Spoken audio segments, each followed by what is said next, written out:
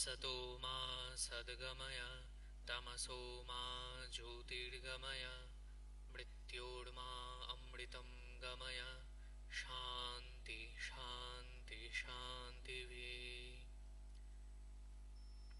নমস্কার। স্বামী বিবেকানন্দের ঐতিহাসিক শিকাগো বক্তৃতা স্মরণে আজকের এই সান্ধ্য আয়োজনে বিবেকানন্দ সভাকক্ষে উপস্থিত সকল সুধীবৃন্দকে জানাই সাদর সম্ভাষণ। আজকে আমাদের এই অনুষ্ঠানে উপস্থিত রয়েছেন Swami Mahatapanandaji Maharaj, secretary Ramakrishna mission Nivedita educational and cultural centre, Darjeeling, অর্থাৎ সিস্টারের যে বাড়িটি সেখানকার তিনি সেক্রেটারি মহারাজ আলোচনা করবেন বিষয় বেদান্তের আলোকে শিকাগো বক্তৃতা। এই সমগ্র অনুষ্ঠানটি কমলা মিত্র ও সুব্রত বসুর স্মরণে আয়োজিত। ইনস্টিটিউটের রীতি অনুযায়ী একেবারে শুরুতে তাদের সম্পর্কে সামান্য কয়েকটি কথা, তারপর আমরা ক্রমান্বয়ে আমাদের আজকের যে অনুষ্ঠান পর্ব তাতে প্রবেশ করব। কমলা মিত্র। শ্রীমতী কমলা মিত্রের জন্ম 1908 খ্রিস্টাব্দে। পিতা শ্রীযুক্ত মানবেন্দ্রনাথ বসু ও মাতা শ্রীমতী অংশুমালা দেবী। তার স্বামী স্যার প্রভাষচন্দ্র মিত্রের জ্যেষ্ঠ পুত্র শ্রীযুক্ত সুধাংশু কুমার মিত্র।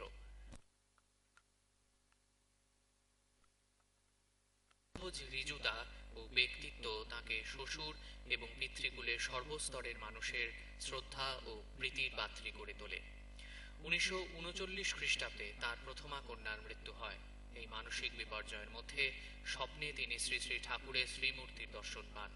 তিনি বলতেন, মনে হলো আগুনে যেন কে জল ঢেলে দিল। তিনি মঠাধ্যক্ষ শ্রীমৎ স্বামী বিরজানন্দ মহারাজের কাছ থেকে মন্ত্র দীক্ষা লাভ করেন। এখন থেকে তার জীবন অন্য পথে চলল। সে পথ শ্রী রামকৃষ্ণ বিবেকানন্দের পথ। প্রতিদিন কাজকর্মের পূর্বে তিনি শ্রী শ্রী ঠাকুরকে স্মরণ করে বলতেন, তোমার সংসারের কাজ তুমি করিয়ে নিও। কিছু দুস্থ রমণী বরাবর তাঁর কাছে সাহায্যের জন্য আসতেন। কিছু বালক বালিকার স্কুলের খরচও তিনি চালাতেন। আর সমস্ত উজাড় করে সেবা করতে চাইতেন শ্রী রামকৃষ্ণের ত্যাগী সন্তানদের। প্রাচুর্যের সংসার ছিল তার। ভেড়ির মাছ, বাগানের আম, কাঁঠাল ইত্যাদি দ্রব্য সম্ভারে তার বাড়ি প্রায় উৎসব গৃহের রূপ নিত। তিনি এর অগ্রভাগ বেলুড় মঠে ঠাকুর সেবায় পাঠিয়ে দিয়ে বারবার নিজের আশ্চর্য ভাগ্যকে প্রণাম জানাতেন। রামকৃষ্ণ মিশনের কোনো প্রতিষ্ঠানের সঙ্গে যোগাযোগ হলে সেখানে ঠাকুরের নিত্য সেবার্থে যথাসাধ্য অর্থ সাহায্য তার কর্তব্যের অঙ্গ ছিল। ক্রমান্বয়ে কন্যারা বয়ঃপ্রাপ্তা হলে তারা পরগৃহে গেলেন। পুত্রেরা উপার্জনক্ষম হলে ঘরে বধূ সমাগম হলো। তিনি এবার ধীরে ধীরে নিজেকে সংসার থেকে বিচ্ছিন্ন করতে চাইলেন। প্রায়ই শোনা যেত প্রার্থনা, ঠাকুর কৃপা করে বন্ধন কাটিয়ে দাও। বেলুড় মঠে ঘন ঘন যাওয়া আসা ঠিক সম্ভব হচ্ছে না, তাই তিনি গোলপার্ক ইনস্টিটিউট অফ কালচারে যাতায়াত শুরু করলেন। তার সাধু সেবার আকাঙ্ক্ষা গোলপার্ক মিশনকে কেন্দ্র করে চরিতার্থ হতে লাগলো। তিনি গোলপার্ক মিশনের প্রতিটি সাধারণ কর্মচারীকেও সন্তান বোধে স্নেহ করতেন। পুত্র, পুত্রবধূ, কন্যা, জামাতা, নাতি নাতনি সবাইকে ঘিরে গভীর ঈশ্বর নির্ভরতায় তিনি নির্ভয়ে সংসার যাত্রা নির্বাহ করেছেন। এবার শ্রী রামকৃষ্ণের চরণ ছায়ায় একটু বিশ্রাম চাই।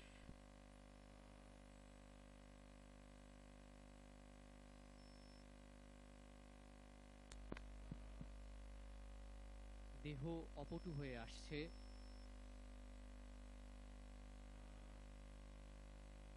1977 খ্রিস্টাব্দে তিনি স্বামীকে হারালেন। এই আঘাত পেয়ে বলেছিলেন, যিনি শোক দিয়েছেন তিনি সহ্য করিয়ে নেবেন।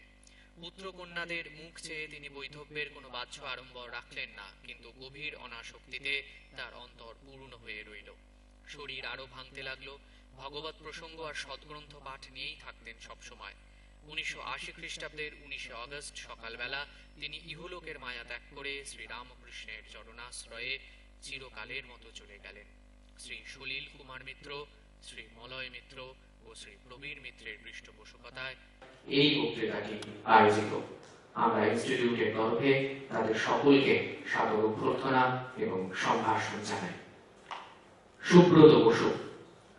কান্তিচন্দ্র বসু ও শান্তিলতা বসুর দ্বিতীয় সন্তান সুব্রত বসু 4 এপ্রিল 1944 খ্রিস্টাব্দে অধুনা বাংলাদেশের খুলনা জেলায় জন্মগ্রহণ করেন। পরে 1948 খ্রিস্টাব্দের 1 ফেব্রুয়ারি কলকাতায় চলে আসেন। প্রথমে হেয়ার স্কুলে শিক্ষারম্ভের পরে কলকাতা বিশ্ববিদ্যালয় থেকে স্ট্যাটিস্টিক্সে এমএসসি ডিগ্রি লাভ করেন। কর্মজীবনের প্রথমার্ধে কলকাতা মেডিকেল কলেজে শিক্ষক হিসেবে এবং পরে পশ্চিমবঙ্গ সরকারের টাউন ও কান্ট্রি প্ল্যানিং বিভাগে তিনি যোগদান করেন। কর্মরত অবস্থায় যাদবপুর বিশ্ববিদ্যালয়ের সন্ধ্যাকালীন বিভাগ থেকে ইকোনমিক্সে এমএসসি পাশ করেন। বিজ্ঞানের ছাত্র হওয়া সত্ত্বেও সাহিত্য ও বিদেশি ভাষা শিক্ষার প্রতিও ছিল সমান আগ্রহ। সুব্রত বসু রামকৃষ্ণ মিশন গোলবার্গের ভাষা শিক্ষার স্কুল থেকে প্রথমে ফরাসি, পরে ইতালি, স্প্যানিশ ও জার্মান ভাষা রপ্ত করেন। গোলবার্গের ভাষা শিক্ষার স্কুলে স্প্যানিশ ভাষার অস্থায়ী শিক্ষক হিসেবে তিনি সকলের, বিশেষ করে ছাত্রছাত্রীদের কাছে শ্রদ্ধেয় শিক্ষক হয়ে উঠেছিলেন। সুব্রত বসু একদিকে অমর্ত্য সেনের বক্তৃতার সঠিক বিশ্লেষণ করতেন, অন্যদিকে 1997 খ্রিস্টাব্দে কলকাতা বইমেলার বিশেষ পুরস্কার নেওয়ার সময় সত্যজিৎ রায়ের যে ভাষণ ইত্যাদি নানা বিষয়ে তিনি স্বচ্ছন্দ ভাব দেখিয়েছিলেন। সুব্রত বসু তার শ্রদ্ধেয় স্প্যানিশ ভাষা শিক্ষক ডক্টর দিব্যজ্যোতি মুখার্জির উদ্যোগে কলকাতা বইমেলায় স্প্যানিশ ভাষার বই বিক্রির স্টল প্রথম খোলা হয়। দুটি ত্রিভাষিক পত্রিকা প্রকাশনের পেছনেও তার বিশেষ অবদান ছিল। একটি এই ক্যামিনো, অন্যটি লা সেন্দা। প্রসঙ্গত উল্লেখ্য, সত্যজিৎ রায়ের যে ভাষণটির তিনি বিশ্লেষণ করে বইমেলায় পড়ে শুনিয়েছিলেন, সেটি লেজিয়ন দি অনারের পুরস্কার নেওয়ার সময় বিখ্যাত পরিচালকের প্রদত্ত। বাংলা ভাষা ও সাহিত্যের প্রতিও তার সমান আগ্রহ ছিল। রবীন্দ্র কাব্য ও কবি জীবনানন্দ দাশ তাকে বিশেষভাবে আকর্ষণ করত। সুব্রত বসুর ছোটবেলা থেকেই চোখের বিশেষ সমস্যা ছিল, ফলে মাত্র 20% দৃষ্টিশক্তি নিয়েই তিনি শিক্ষকতা করেছেন। তার শেষ ইচ্ছা অনুসারে তার সমস্ত বই গোলবার্গের ভাষা শিক্ষা স্কুলের ছাত্রছাত্রীদের স্বার্থে দান করা হয়। সুব্রত বসু 7 ফেব্রুয়ারি 2016 খ্রিস্টাব্দে সকলকে ছেড়ে অমৃতলোকে যাত্রা করেন। সুব্রত বসু স্মারক বক্তৃতা শ্রী দেবব্রত বসু, শ্রী প্রিয়ব্রত বসু ও শ্রীমতী পর্ণা বসুর পৃষ্ঠপোষকতায় আয়োজিত। আমরা তাঁদেরও সকলকে সাদর সম্ভাষণ ও স্বাগত জানাই। আজ একত্রে কমলা মিত্র সুব্রত বসু স্মারক বক্তৃতা প্রদান করবেন Swami Mahatapanandaji Maharaj, secretary Ramakrishna mission, Nivedita educational and cultural centre, Darjeeling. মহারাজের আলোচনার বিষয় বেদান্তের আলোকে শিকাগো বক্তৃতা। যেহেতু আজকের এই দিনটি একটি বিশেষভাবে গুরুত্বপূর্ণ একটি দিন, ঐতিহাসিক শিকাগো বক্তৃতার যে দিনটি, সেটিকে স্মরণ করে আমরা স্বামীজির যে সেই অমর যে বক্তৃতাটি ছিল সেটি আরেকবার শুনে নেব। এবং তার জন্য স্বামীজির ইনঅগারাল অ্যাড্রেস ইংরাজিতে পাঠ করে শোনাবেন শ্রীমতী অনুসুয়া দত্ত। আমি তাকে মঞ্চে আসবার জন্য অনুরোধ জানাই।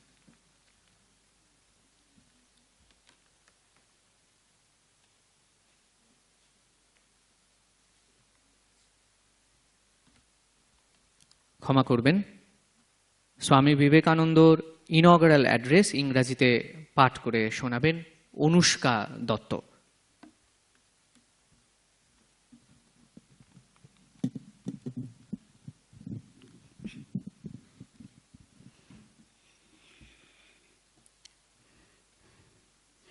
Sisters and brothers of America, it fills my heart with joy unspeakable to rise in response to the warm and cordial welcome which you have given us. I thank you in the name of the most ancient order of monks in the world. I thank you in the name of the mother of religions. And I thank you in the name of the millions and millions of Hindu people of all classes and sects. My thanks also to some of the speakers on this platform who, referring to the delegates from the Orient, have told you that these men from far-off nations may well claim the honor of bearing to different lands the idea of toleration.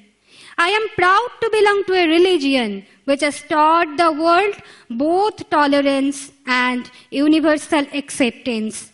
We believe not only in universal toleration, but we accept all religions as true. I am proud to belong to a nation which has sheltered the persecuted and the refugees of all religions and all nations of the earth. I am proud to tell you that we have gathered in our bosom the purest remnant of the Israelites who came to southern India and took refuge with us. In the very year in which their holy temple was shattered to pieces by Roman tyranny. I am proud to belong to the religion which has sheltered and still fostering the remnant of the grand Zoroastrian nation. I will quote to you, brethren, a few lines from a hymn which I remember to have repeated from my earliest boyhood, which is every day repeated by millions of human beings. Ruchinam avaichitrat rijakutilananapathajusam nrenam ekagamya hatamasi paesam arnavaiva.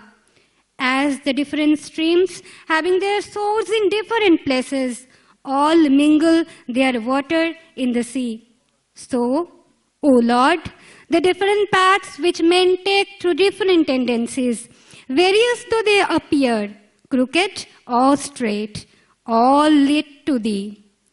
The present convention, which is one of the most august assemblies ever held, is in itself a vindication, a declaration to the world of the wonderful doctrine preached in the Gita. Ye yathamang prapadyante tangs tataiva bhajamyaham mama vartmanu vartante manushyaha partha sarvashaha. Whosoever comes to me through whatsoever form, I reach him. All men are struggling through paths which, in the end, lead to me.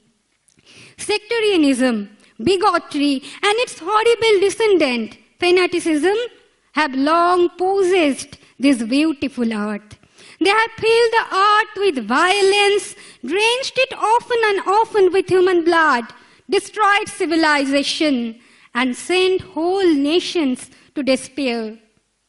Had it not been for these horrible demons, human society would be far more advanced than it is now. But their time is come, and I fervently hope that the bell that tolled this morning in honor of this convention may be the death knell of all fanaticism, of all persecutions with the sword or with the pen, and of all uncharitable feelings between persons, wending their way to the same goal.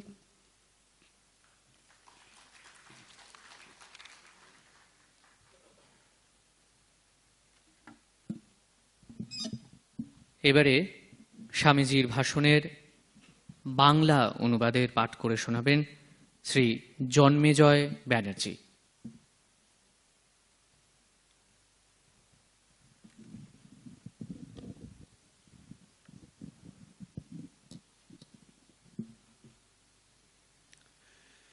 হে আমেরিকাবাসী বোন ও ভাইয়েরা, আপনারা আমাদের যে আন্তরিক ও সাদর অভ্যর্থনা জানিয়েছেন তার উত্তরে কিছু বলতে উঠে আমার হৃদয় অনির্বচনীয় আনন্দে পূর্ণ হয়ে উঠেছে। পৃথিবীর সবচেয়ে প্রাচীন সন্ন্যাসী সংঘের পক্ষ থেকে আমি আপনাদের ধন্যবাদ জানাচ্ছি। সব ধর্মের যিনি জননী স্বরূপ তাঁর নামে আমি আপনাদের ধন্যবাদ জানাচ্ছি। আর ধন্যবাদ জানাচ্ছি সকল জাতি ও সম্প্রদায়ের কোটি কোটি হিন্দু নরনারীর পক্ষ থেকে। এই সভামঞ্চের কয়েকজন বক্তা প্রাচ্য দেশের প্রতিনিধিদের সম্বন্ধে বলেছেন যে দূরদেশ আগত এইসব ব্যক্তিও বিভিন্ন দেশে সহিষ্ণুতার ভাব প্রচারের গৌরব দাবি করতে পারেন। আমার ধন্যবাদ তাঁদের প্রতিও। আমি সেই ধর্মের অন্তর্ভুক্ত বলে গৌরববোধ করি যে ধর্ম জগৎকে শিখিয়েছে পরমত সহিষ্ণুতা ও সর্বজনীন গ্রহিষ্ণুতার আদর্শ। আমরা শুধু সব ধর্মকে সহ্যই করি না, সব ধর্মকেই আমরা সত্য বলে বিশ্বাস করি। যে ধর্মের পবিত্র সংস্কৃত ভাষায় ইংরেজি এক্সক্লুশন শব্দটি অনুবাদ করা যায় না, আমি সেই ধর্মের অন্তর্ভুক্ত বলে গর্ব অনুভব করি। আমি সেই জাতির অন্তর্ভুক্ত বলে গর্ববোধ করি, যে জাতি পৃথিবীর সব ধর্মের ও সব জাতির নিপীড়িত ও শরণার্থী মানুষকে চিরকাল আশ্রয় দিয়ে এসেছে। আমি আপনাদের এ কথা বলতে গর্ব অনুভব করছি যে আমরা ইহুদিদের খাঁটি বংশধরদের অবশিষ্ট অংশকে সাদরে বুকে করে রেখেছি। যে বছর রোমানদের অত্যাচারে তাদের পবিত্র মন্দির ধ্বংস হয়, সেই বছরই তারা দক্ষিণ ভারতে এসে আমাদের মধ্যে আশ্রয় নিয়েছিল। জরথ্রুস্টের অনুগামী মহান পারসিক জাতির অবশিষ্ট অংশকে যে ধর্মের মানুষেরা আশ্রয় দিয়েছিল এবং আজ পর্যন্ত যারা তাদের প্রতিপালন করে আসছে, আমি সেই ধর্মের অন্তর্ভুক্ত বলে গর্ব অনুভব করি। আমি আপনাদের কাছে একটি স্তোত্রের কয়েকটি পংক্তি উদ্ধৃত করব, যেটি আমি খুব ছোটবেলা থেকেই আবৃত্তি করে আসছি এবং কোটি কোটি নরনারী নিত্যযেতি পাঠ করেন। রুচিনাং বৈচিত্রাদ্রিজকুটিল নানা পথোজুষাং নৃণামেকো গম্মস্তমসি পয়সামার্ণবৈব। বিভিন্ন নদীর উৎস বিভিন্ন স্থানে, কিন্তু তারা সকলেই যেমন এক সমুদ্রে তাদের জলরাশি ঢেলে দেয়, তেমনি হে ভগবান, নিজের নিজের রুচির বৈচিত্র্যের জন্যেই সরল জটিল নানা পথ ধরে যারা চলছে, তাদের সকলের একমাত্র লক্ষ্যস্থল তুমি।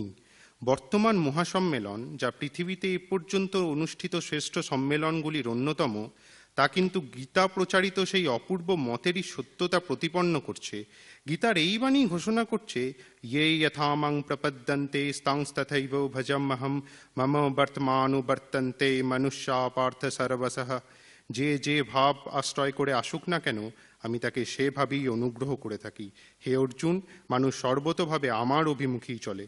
সাম্প্রদায়িকতা, গোঁড়ামি এবং তার ভয়াবহ ফলশ্রুতি ধর্মোন্মত্ততা বহুদিন ধরেই এই সুন্দর পৃথিবীকে গ্রাস করে রেখেছে।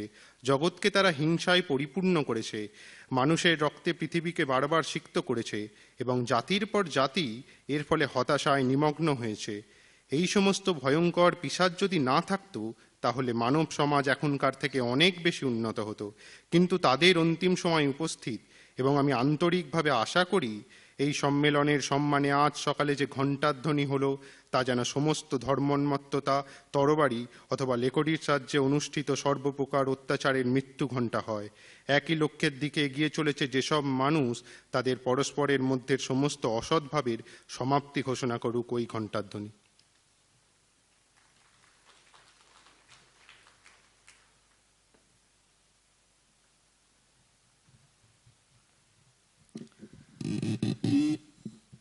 সদ্য সমাপ্ত হওয়া অল ইন্ডিয়া এলোকিউশন কম্পিটিশনের আমাদের যে গ্রুপ সির প্রতিযোগিতা ছিল, তাতে বিষয় ছিল স্বামীজির দৃষ্টিতে হিন্দু ধর্ম। এই বিষয়টিতে প্রথম পুরস্কার পেয়েছে সেন্ট জেভিয়ার্সের প্রজ্ঞান মিশ্র। অত্যন্ত গুরুত্বপূর্ণ এই যে বিষয়টি, সে তার যে বক্তব্য সেই দিন উপস্থাপিত করেছিল, সেইটি আবারও আজ আপনাদের সামনে সে পড়ে শোনাবে। আমি শ্রী প্রজ্ঞান মিশ্রকে মঞ্চে আসবার জন্য অনুরোধ জানাই।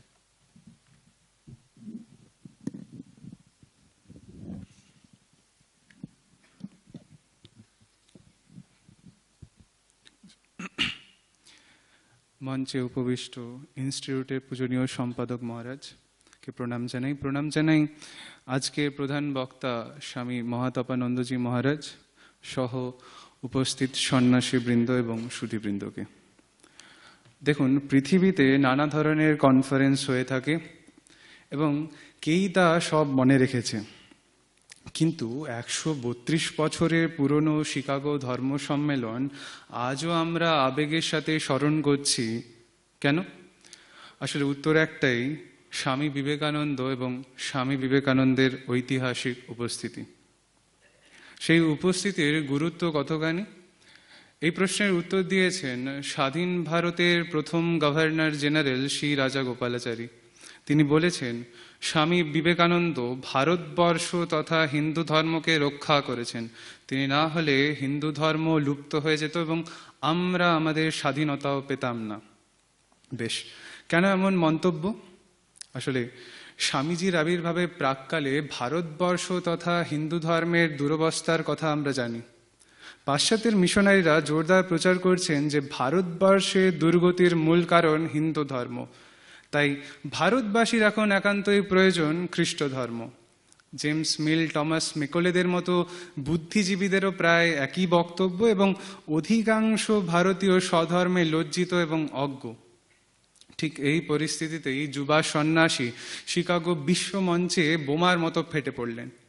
তার 11ই সেপ্টেম্বরের 5 মিনিটের বক্তৃতায় হিন্দু ধর্ম তথা ভারতবর্ষ সগৌরবে আত্মপ্রকাশ করল। প্রথমেই পাশ্চাত্য এক মহান ধর্ম সংস্কৃতির পরিচয় পেল, sisters and brothers of America. এরপর অন্তত 4 বার স্বধর্মে গৌরব প্রকাশ করে বললেন, I am proud to belong to a religion, I am proud to tell you। কি বললেন তিনি? অনেক কথার মাঝে সবচেয়ে গুরুত্বপূর্ণ কথা হিন্দু ধর্ম মাদার অফ রিলিজিয়ন্স। কেন মাদার অফ রিলিজিয়ন্স? কারণ এই প্রাচীন ধর্মেই সব ধর্মের সার নিহিত। দ্বৈত, অদ্বৈত, বিশিষ্টাদ্বৈত, খ্রিস্টান ও ইসলাম ধর্মের রূপহীন সাকার অদ্বৈতবাদ এবং ইত্যাদি ধর্মদর্শন। এছাড়াও এই করুণাময়ী সহিষ্ণু মাদার অফ রিলিজিয়ন্স পরম মমতায় বিপন্ন ইহুদি ও জরথ্রুষ্টবাদীদের তার অভয় আঁচলে আশ্রয় দান করেছিল। হিন্দু ধর্মের এই গরিমা প্রকাশ করেই স্বামীজি বলেছিলেন, যে ধর্ম তাদের আশ্রয় দান করেছিল এবং আজ পর্যন্ত যে ধর্ম তাদের প্রতিপালন করছে, আমি সেই ধর্মভুক্ত। তারপর তিনি হিন্দু ধর্মের ঔদার্যের ভিত্তিস্বরূপ তুলে ধরলেন ঋষিদের উপলব্ধি, একম সৎ বিপ্রা বহুধা বদন্তি। যত মত তত পথ। দেশভেদে, কালভেদে, ভাষাভেদে ধর্ম বিভিন্ন রূপ ধারণ করে, এ কথা হিন্দু বিশ্বাস করে। তাই হিন্দু ধর্মে এত সহিষ্ণু এবং কখনো সংগ্রামশীল নয়। গীতার উদ্ধৃতি তুলে স্বামীজি হিন্দু ধর্মের মাহাত্ম্য প্রমাণ করলেন, এই যথা মাং প্রপদ্যন্তে তং ততৈব ভজাম্যহম। উপাসক যে ভাব নিয়ে আসুক না কেন, তার উপর ঈশ্বর বা গড বা আল্লাহর করুণার বাতাস বইবেই। তবে স্বামীজির দৃষ্টিতে হিন্দু ধর্মের শ্রেষ্ঠ নিদর্শন তার 19শে সেপ্টেম্বরের বক্তৃতায় পাওয়া যায়। এই বক্তৃতা সম্পর্কে নিবেদিতার মন্তব্য, ভবিষ্যতের বাবা মা যখন তাদের সন্তানকে হিন্দু ধর্ম সম্পর্কে শিক্ষা দেবেন, তখন অবশ্যই তারা তার এই বক্তৃতাটির কথা মাথায় রাখবেন। দ্বিতীয় মন্তব্য নিবেদিতারই ভাষায়, when he began to speak, it was of the religious ideas of Hindus. When he ended, Hinduism was created। কেন এমন মন্তব্য? আসলে স্বামী বিবেকানন্দই প্রথম যিনি বহুমুখী হিন্দু ধর্মের মহামিলন ক্ষেত্র আবিষ্কার করলেন।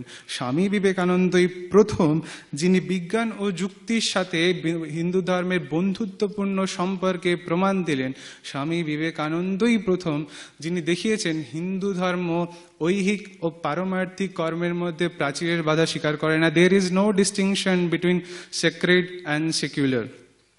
এরপর স্বামীজি হিন্দু ধর্ম সম্পর্কে নানা অপপ্রচারের মোকাবিলা করলেন, যেমন হিন্দু ধর্ম পৌত্তলিক। স্বামীজির উত্তর, পুতুলকে পুতুল ভেবে পুজো করা পৌত্তলিকতা। হিন্দুরা মূর্তিকে প্রতীকী করে এক ঈশ্বরের উপাসনা করে। বস্তুত সব ধর্মই প্রতীকের আশ্রয় নেয়। তাই স্বামীজির পাল্টা প্রশ্ন, well, why does a Christian hold a cross as holy?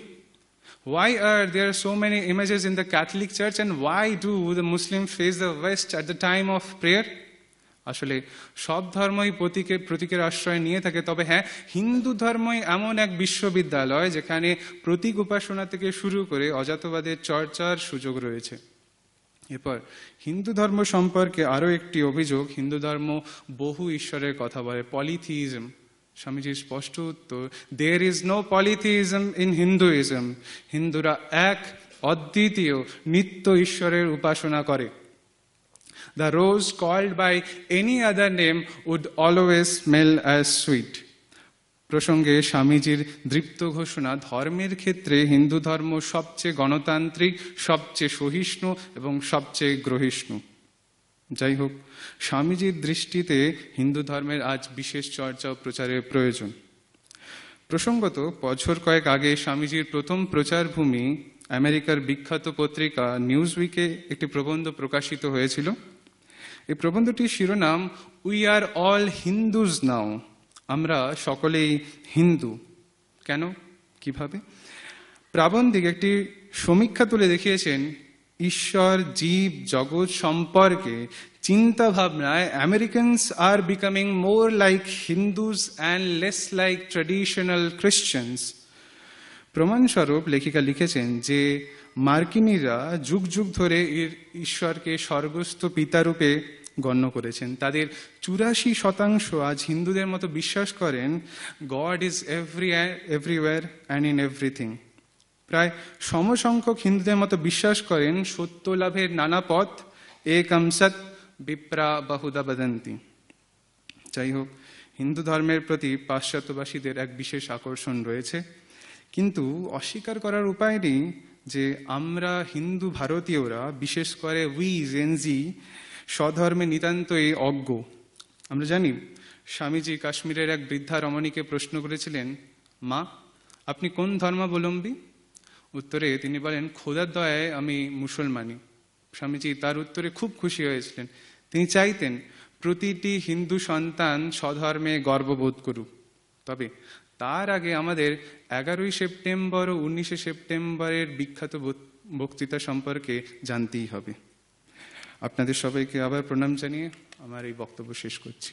ধন্যবাদ।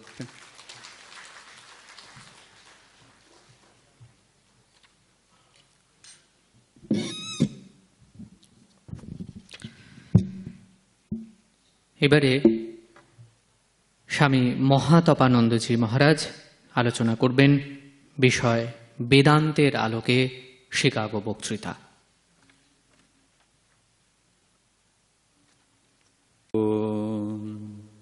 নমঃ শ্রী জ্যোতিরাজায় বিবেকানন্দ সুরায় সচ্চিৎ সুখ স্বরূপায় স্বামিনে তাপহারিণে।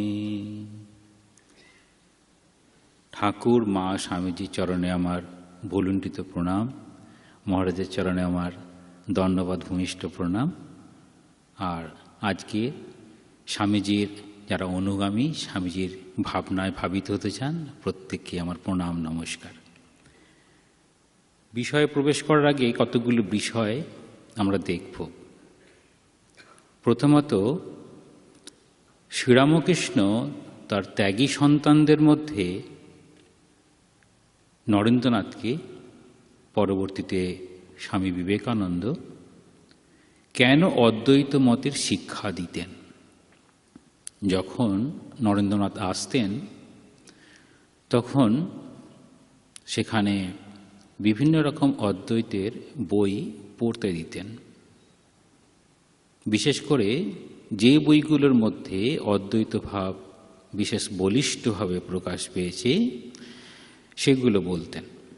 সেগুলো বলার পরে কেন এরকম করতেন সেটি ভাবনার বিষয়। সেটি যখন ভাববো আমরা, তখন দেখতে পাব যে কেন এই অষ্টাবক্র সংহিতা এরকম পাঠ করতে দিতেন বলে লীলা প্রসঙ্গে বলছেন যে নরেন্দ্রনাথকে উত্তম অধিকারী জানিয়া তিনি এটি করতেন। তাহলে উত্তম তার জন্য একটি পথ, মধ্যম তার জন্য একটি পথ, বা তার থেকে নিম্ন হলে আরেকটি পথ।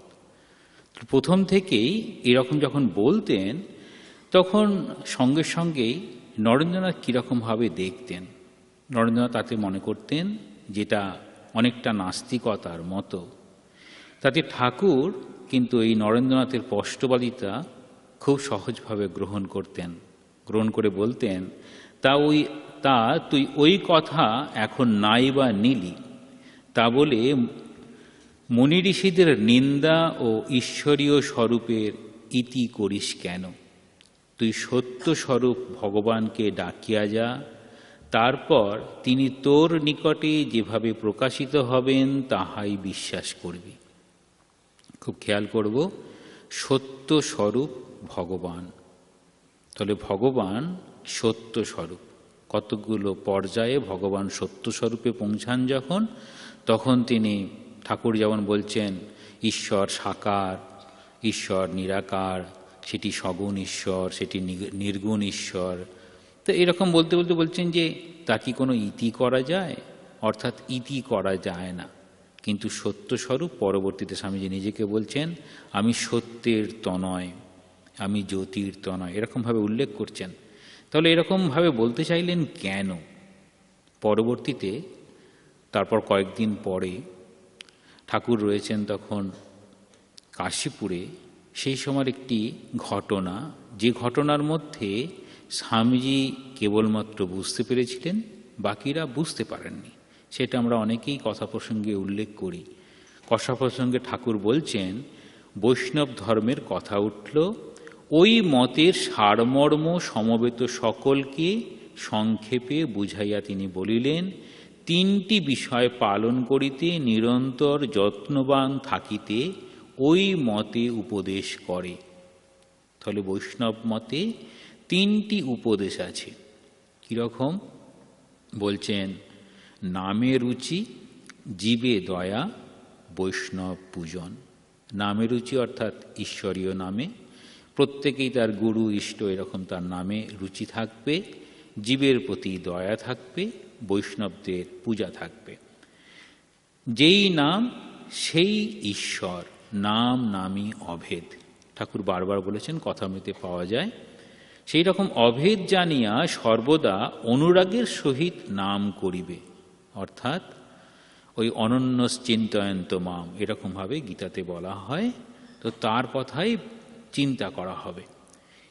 এবার বলতে চাইছেন সেই ভক্ত ভগবান কৃষ্ণ ও বৈষ্ণব অভেদ জানিয়া সর্বদা সাধু ভক্তদিগকে শ্রদ্ধা পূজা ও বন্দনা করিবে, অর্থাৎ সেটি বলছেন বৈষ্ণব পূজন। এবং কৃষ্ণেরই এই জগৎ সংসার, এই জগৎ সংসার যেন কৃষ্ণেরই, এই কথা হৃদয়ে ধারণ করিয়া সর্বজীবে দয়া প্রকাশ করিবে। সর্বজীবে দয়া পর্যন্ত বলিয়াই তিনি সহসা সমাধিস্থ হইয়া পড়িলেন। কতক্ষণ পরে অর্ঘ্যবাদ্য দশায় উপস্থিত হইয়া বলিতে লাগিলেন, জীবে দয়া, জীবে দয়া, দূর শালা, কীটানুকীট তুই জীবকে দয়া করবি? দয়া করবার তুই কে? না না, জীবে দয়া নয়, শিবজ্ঞানে জীবের সেবা। এখানে আরো উল্লেখ করছেন, একমাত্র নরেন্দ্রনাথই সেদিন ঠাকুরের ভাবভঙ্গের পরে বাহিরে আসিয়া বলিলেন, কি অদ্ভুত আলোকই আজ ঠাকুরের কথায় দেখিতে পাইলাম। তাহলে ঠাকুরের কথায় একটা অদ্ভুত ভাব পেলেন। কীরকম ভাব পেলেন? শুষ্ক, কঠোর ও নির্মম বলিয়া প্রসিদ্ধ বেদান্ত জ্ঞানকে ভক্তির সহিত সম্মিলিত করিয়া কি সহজ, সরস ও মধুর আলোকেই প্রদর্শন করিলেন। তাহলে ঠাকুর যেটা বলতে চাইছেন সেটি যেন অদ্বৈতের জ্ঞান, সেটি কীরকমভাবে সহজ, সরস ও মধুর আলোকেই প্রদর্শন করিলেন। অদ্বৈত জ্ঞান লাভ করিতে হইলে সংসার ও তাহা বুঝাইয়া বলা লোকসঙ্গ সর্বতভাবে বর্জন করিয়া বনে যাইতে হইবে। তাহলে আগে কীরকম ধারণা ছিল? অদ্বৈত জ্ঞান লাভ করতে হইলে তাহলে এই সংসার আর এই রকম সর্বতভাবে লোকসঙ্গ, তখন বলা হয় যে কি হয়, আমাদের চিত্রের বিক্ষেপ, অন্তঃকরণের মধ্যে মন, বুদ্ধি, চিত্ত, অহংকার, ওই চিত্তের বিক্ষেপ যাতে না ঘটে সেজন্য তারা হয়তো বনে, জঙ্গলে কিংবা গুহায় চলে যাবে। একই রকমভাবে যেমন এই কথার মাধ্যমে তৎকালীন নরেন্দ্রনাথ, পরবর্তীতে বিবেকানন্দ বুঝতে পারলেন ঠাকুরের কথাগুলো, একই রকমভাবে যোগবাষ্টসারে এরকমভাবে বলা হয় যেন বশিষ্ঠদেবের সেই কথাগুলো, অদ্বৈত বেদান্তের কথাগুলো তিনি শ্রীরামচন্দ্রকে বলছেন। শ্রীরামচন্দ্র যেন অদ্বৈত জ্ঞান লাভ করে সংসারে কিভাবে থাকবেন তার উপদেশটি দিয়েছেন, অর্থাৎ সেখানেও অদ্বৈত জ্ঞান লাভ করে কিভাবে সংসারে থাকতে হবে তার উপদেশটি দেওয়া আছে। তাহলে বলছেন ভক্তি, ভালোবাসা প্রভৃতি কোমল ভাবসমূহকে হৃদয় হইতে সবলে উৎপাটিত করিয়া চিরকালের মতো দূরে নিক্ষেপ করিতে হইবে। এই কথাই সবসময় আমরা শুনে আসি। কীরকমভাবে শুনে আসি? যে যদি ভগবানকে লাভ করতে হয় তাহলে সংসার ছেড়েই বাইরে যেতে হবে, এই রকম। তারপর পরবর্তীতে নরেন্দ্রনাথ এরকম বলছেন, ঠাকুর আজ ভাবাবেশে যাহা বলিলেন তাহাতে বুঝা গেল বনের বেদান্তকে ঘরে আনা যায়। খুব খেয়াল করব, বনের বেদান্ত অর্থাৎ যে বেদান্তের জ্ঞান লাভ মাধ্যমে ব্রহ্মজ্ঞান লাভ হবে, এই রকম বাসনায় সাধক সংসার থেকে চলে গিয়ে যেন জঙ্গলে, বনে কিংবা গুহায়, পর্বতে, জন অরণ্যে, অর্থাৎ এই অরণ্যে, জনারণ্যে যদি আমরা থাকি তাহলে আমাদের বিক্ষেপ হয়ে যাবে, সেখান থেকে জনসমুদ্র থেকে নিজেকে আলাদা করে নিয়ে যেতে হবে। বলছেন সংসারের সকল কাজে এই বেদান্তের ভাবটাকে যদি লাগানো যায় তাহলে কত ভালো হবে। তারপর বলছেন যে যদি আমাকে ভগবান কখনো দিন দেন তাহলে এটি আমি জগৎ সমক্ষে প্রকাশ করব, অর্থাৎ বনের বেদান্তকে ঘরে ঘরে নিয়ে আসবো। আমরা এই বনের বেদান্তকে ঘরে ঘরে নিয়ে আসবো এইরকম ভাব, তাহলে ঠাকুরের একটা বিশেষ ইচ্ছে ছিল। পরবর্তীতে বলছেন এটি 1886 সালের 11ই ফেব্রুয়ারি ঠাকুর এরকম একটা নির্দেশনামার মতো লিখে জানাচ্ছেন। কি লিখে জানাচ্ছেন? নরেন শিক্ষে দেবে যখন ঘরে বাইরে হাঁক দেবে, ঘরে বলতে ভারতে, বাইরে বলতে ভারতের বাইরে বিদেশে। তাহলে ঠাকুরের যেন নির্দেশনামা। কেন এরকম নির্দেশনামা? না, নরেন্দ্রনাথকে একসময় ঠাকুর জিজ্ঞাসা করেছিলেন তুমি কি চাও? তখন নরেন্দ্রনাথ বলছেন আমি ব্রহ্মজ্ঞানে বুঁদ হয়ে থাকবো, মাঝে মাঝে খাবো, আবার বুঁদ হয়ে যাব। তখন বলছেন ওর থেকে একটা উচ্চ অবস্থা আছে, যেন বটবৃক্ষের মতো হতে হবে, সেখানে সাধারণ মানুষ কত শান্তি পাবে। তাহলে এই বিষয়টা যে একটা উচ্চ অবস্থা আছে, অর্থাৎ ব্রহ্মজ্ঞানে বুঁদ হয়ে থাকার জন্য যেন এই সমাজ সংসার থেকে চলে যেতে হবে, তা না করে সমাজ সংসারে থেকেও করা যায় সেই বেদান্ত জ্ঞান অবলম্বনে। যে কারণে ঠাকুর বলছেন অদ্বৈত জ্ঞান আঁচলে বেঁধে, অর্থাৎ আঁচলে মায়ের যেমন চাবিটাকে খুব সহজেই বেঁধে রাখেন, চাবিটা তার সঙ্গে সঙ্গেই থাকে যেখানেই যান না কেন, ঠিক একই রকমভাবে অদ্বৈত জ্ঞানটাকে যদি আঁচলে বাঁধা সম্ভব হয়, তিনি যেখানেই যাবেন সেখানেই এই অদ্বৈত জ্ঞানটাকেই প্রকাশ করবেন। তাহলে অদ্বৈত জ্ঞানের এই রকম ভাবনা দিয়ে তিনি প্রকাশ করবেন। কোথায় প্রকাশ করবেন? নিজেকে সব থেকে বেশিভাবে প্রকাশ করেছেন সেটি যখন চিকাগো ধর্ম মহাসভায় যান, তার আগে তিনি ভারতবর্ষে ঘুরে দেখছেন। কেন দেখছেন? ঠাকুরের কথাগুলো মিলিয়ে দেখছেন সাধারণ মানুষ যিনি যেখানে আছেন প্রত্যেকেই তার ভাবনা নিয়ে ধর্মকে ধরে নিয়ে চলার চেষ্টা করছেন। ভারতবর্ষের বিভিন্ন জায়গায় পোশাক আলাদা, খাদ্যাভ্যাস আলাদা, পূজার পদ্ধতি রীতিনীতি আলাদা, জাতি সম্পর্কে অভিমানও আলাদা, নিজেদেরকে প্রত্যেকেই বড় বলে মনে করে। সেই জায়গায় এই যে এরকম পরিকল্পনা সেটি কিভাবে আসতে পারে? সেই জন্য যখন আমরা মাস্টারজায়ের সহিম দেখি তখন সেখানে তিনি ভারতবর্ষের এই যে অদ্ভুত অবস্থা, সেই ভারতবর্ষের এই অদ্ভুত অবস্থা কি করে কল্যাণ হতে পারে তার উপায়টা কি, তিনি তার উপায় স্বরূপ বলছেন যে উপায় কি, উপায়ে এই ভারতবর্ষকে আরও মহান করা সম্ভব, ভারতবর্ষের এই যে হীনমন্যতা এসেছে সেটি অতিক্রম করা কীভাবে সম্ভব। তখন তিনি বলছেন যে স্বামীজি বলছেন, তিনি বললেন যারা তাদের নিজের নিজের কুসংস্কারগুলো আমাদের দেশবাসীর মধ্যে ঢুকিয়ে দিচ্ছে তাদের সঙ্গে আমি কখনো একমত নই। তাহলে স্বামীজি কাদের মতো একমত নেই? যারা তৎকালীন সময়ে যারা সংস্কারক ছিলেন তারা নিজের নিজের ভাবনা অনুযায়ী ভারতবর্ষে এরকম পরিবর্তন হোক সেরকম চাইছেন, কিন্তু স্বামীজির কীরকম ইচ্ছা? স্বামীজি বলছেন প্রাচীন ভারতের সদ্গুণগুলি আবার জেগে উঠুক। প্রাচীন ভারতের সদ্গুণ, যদি আমরা ব্রাহ্মণের যুগে চলে যাই, স্বামীজির বর্তমান ভারতে ব্রাহ্মণের যুগ আছে যেখানে সকলেই ব্রাহ্মণ ছিলেন, যেখানে সকলেই ওই নীতিপরায়ণ ছিলেন, প্রত্যেক মানুষেরই কর্তব্য ছিল, একান্ত কর্তব্য হচ্ছে ভগবান লাভ করা, এই রকম জ্ঞানের বিকাশ, সেই সদ্গুণে ফিরে যাক, জেগে উঠুক। তার সঙ্গে যুক্ত হোক বর্তমান যুগের যা কিছু শক্তিশালী গুণ। কেবল এই মিশ্রণ ব্যাপারটা স্বাভাবিকভাবে হওয়া চাই, মিশ্রণ যেন স্বাভাবিকভাবে হয়। স্বামীজি এই মিশ্রণটা কীভাবে স্বাভাবিকভাবে হবে বলছেন? যে কতগুলো কেমিক্যালসকে একসঙ্গে রাখা হলো, তারপর তারা নিজেরাই একটা ক্রিস্টাল ফর্মেশন করবে, সেটা স্বাভাবিক। কিন্তু মাঝে মাঝে যদি নাড়া খেয়ে যায় তাহলে আর ক্রিস্টাল ফর্মেশন করবে না। এটা রসায়ন বিজ্ঞান থেকে স্বামীজি খুব সুন্দরভাবে একটি চিঠিতে বলছেন কিভাবে হবে। তাহলে ভারতকে কিভাবে গড়ে উঠতে হবে না, নূতন ভারতকে গড়ে উঠতে হবে ভিতর থেকে। তাহলে এই ভিতর থেকে বলতে কি বোঝাচ্ছেন? স্বামীজি বারবার বলছেন ভারতবর্ষের একটি ধারা আছে, যেন সেই হিমালয় থেকে নদীগুলো যেমন চলে এসে একেবারে সমুদ্রে এসে পড়ে, ঠিক সেই রকম একটা ধারায় প্রবাহ ধরে চলে আসছে। এখন কোনো মতেই সম্ভব নয় সেই বিপরীত মুখে সেই ধারাটাকে যদি আমরা হিমালয়ের দিকে নিয়ে যাই, সেটি সম্ভব নয়। যদিও বা সম্ভব হয় তাহলে সেই হয়তো নদীটার মৃত্যু হবে, অর্থাৎ জাতির মৃত্যু হবে। সেই জন্য স্বামীজি বলছেন, সেই জন্য আমি শুধু উপনিষদ প্রচার করি। স্বামীজি কি বলছেন? উপনিষদ প্রচার করি। আবার উপনিষদের মধ্যে সেইগুলোকে বিশেষ করে যেগুলো হচ্ছে শক্তির প্রকাশ। বেদ বেদান্তের সার হচ্ছে ওই শক্তি। তাহলে এই অবস্থায় শ্রীরামকৃষ্ণের অবস্থানটা কি? বলছেন শ্রীরামকৃষ্ণ এরকম একটা জীবন যাপন করেছেন, সেই জীবনটা আমি দেখেছি। বলছেন মোস্ট ওয়ান্ডারফুল আনকনশাস মেথড। ঠাকুরের জীবন সম্পর্কে বলছেন, তিনি এই কার্য সাধনের প্রণালী স্বরূপ সেই অদ্ভুত অহং জ্ঞানরহিত পন্থা।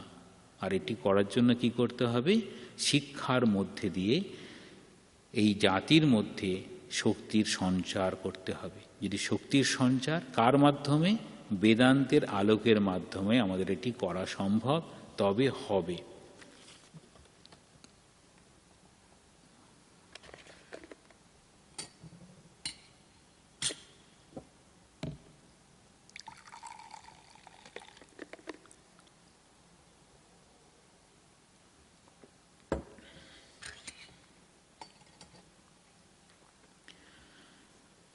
আমরা এবার সরাসরি চলে আসি স্বামীজির সেই দিনকার ভাষণের প্রসঙ্গে। তাহলে দেখা যাবে চিকাগো ধর্ম মহাসভা, এই চিকাগোতে যে অনুষ্ঠানগুলো হচ্ছিল, একটা বড় মেলা হয়েছিল। সেই মেলার প্রেক্ষাপট হচ্ছে কলম্বাসের আমেরিকা আবিষ্কার। কলম্বাসের আমেরিকা আবিষ্কারে 400 বছর পূর্তি উপলক্ষে একটা মেলা হচ্ছে। সে মেলায় বিজ্ঞান, শিল্প সব কিছুর পাশাপাশি এইরকম ধর্মসভা হবে। এরকম ধর্মসভা করার কারণটা কি ছিল? ধর্মসভা করার কারণটা, যিনি এই যিনি একজন এই পরিকল্পনা করেছিলেন, তার নাম হচ্ছে চার্লস বনি। তিনি তার স্বাগত ভাষণে বলছেন এই ধর্মসভা করার কি কারণ ছিল। দুটি কথা তিনি বারবার মনে করাতে চাইছেন, সেটি খুব গুরুত্বপূর্ণ কথা, সেটি আমরা উল্লেখ করব। এই ধর্ম মহাসভায় আমরা সকল ধর্মকে অধর্মের বিরুদ্ধে একত্রিত করতে আগ্রহী। বললেন এই ধর্ম মহাসভায় আমরা সকল ধর্মকে অধর্মের বিরুদ্ধে একত্রিত করতে আগ্রহী। তাহলে ধর্মসভায় যেটি ধর্মকে প্রকাশ করবে এবং অধর্মের বিরুদ্ধে সেটি রুখে দাঁড়াবে। ঠিক যেন মনে করতে পারি কুরুক্ষেত্রের যুদ্ধের কথা, একদিকে কৌরব, একদিকে পাণ্ডব, পাণ্ডব পক্ষে শ্রীকৃষ্ণ, তিনি চাইছেন ধর্মের স্থাপন। তাহলে ধর্মের স্থাপন যখন হবে তাহলে অধর্মগুলোকে একদিকে নিয়ে আসতে হবে, ধর্মগুলোকে একদিকে নিয়ে আসতে হবে। সেই ধর্মেও ঠিক কীরকম ধরনের ধর্ম, অদ্ভুত। তিনি তার ভাবনা ছিল এইরকম।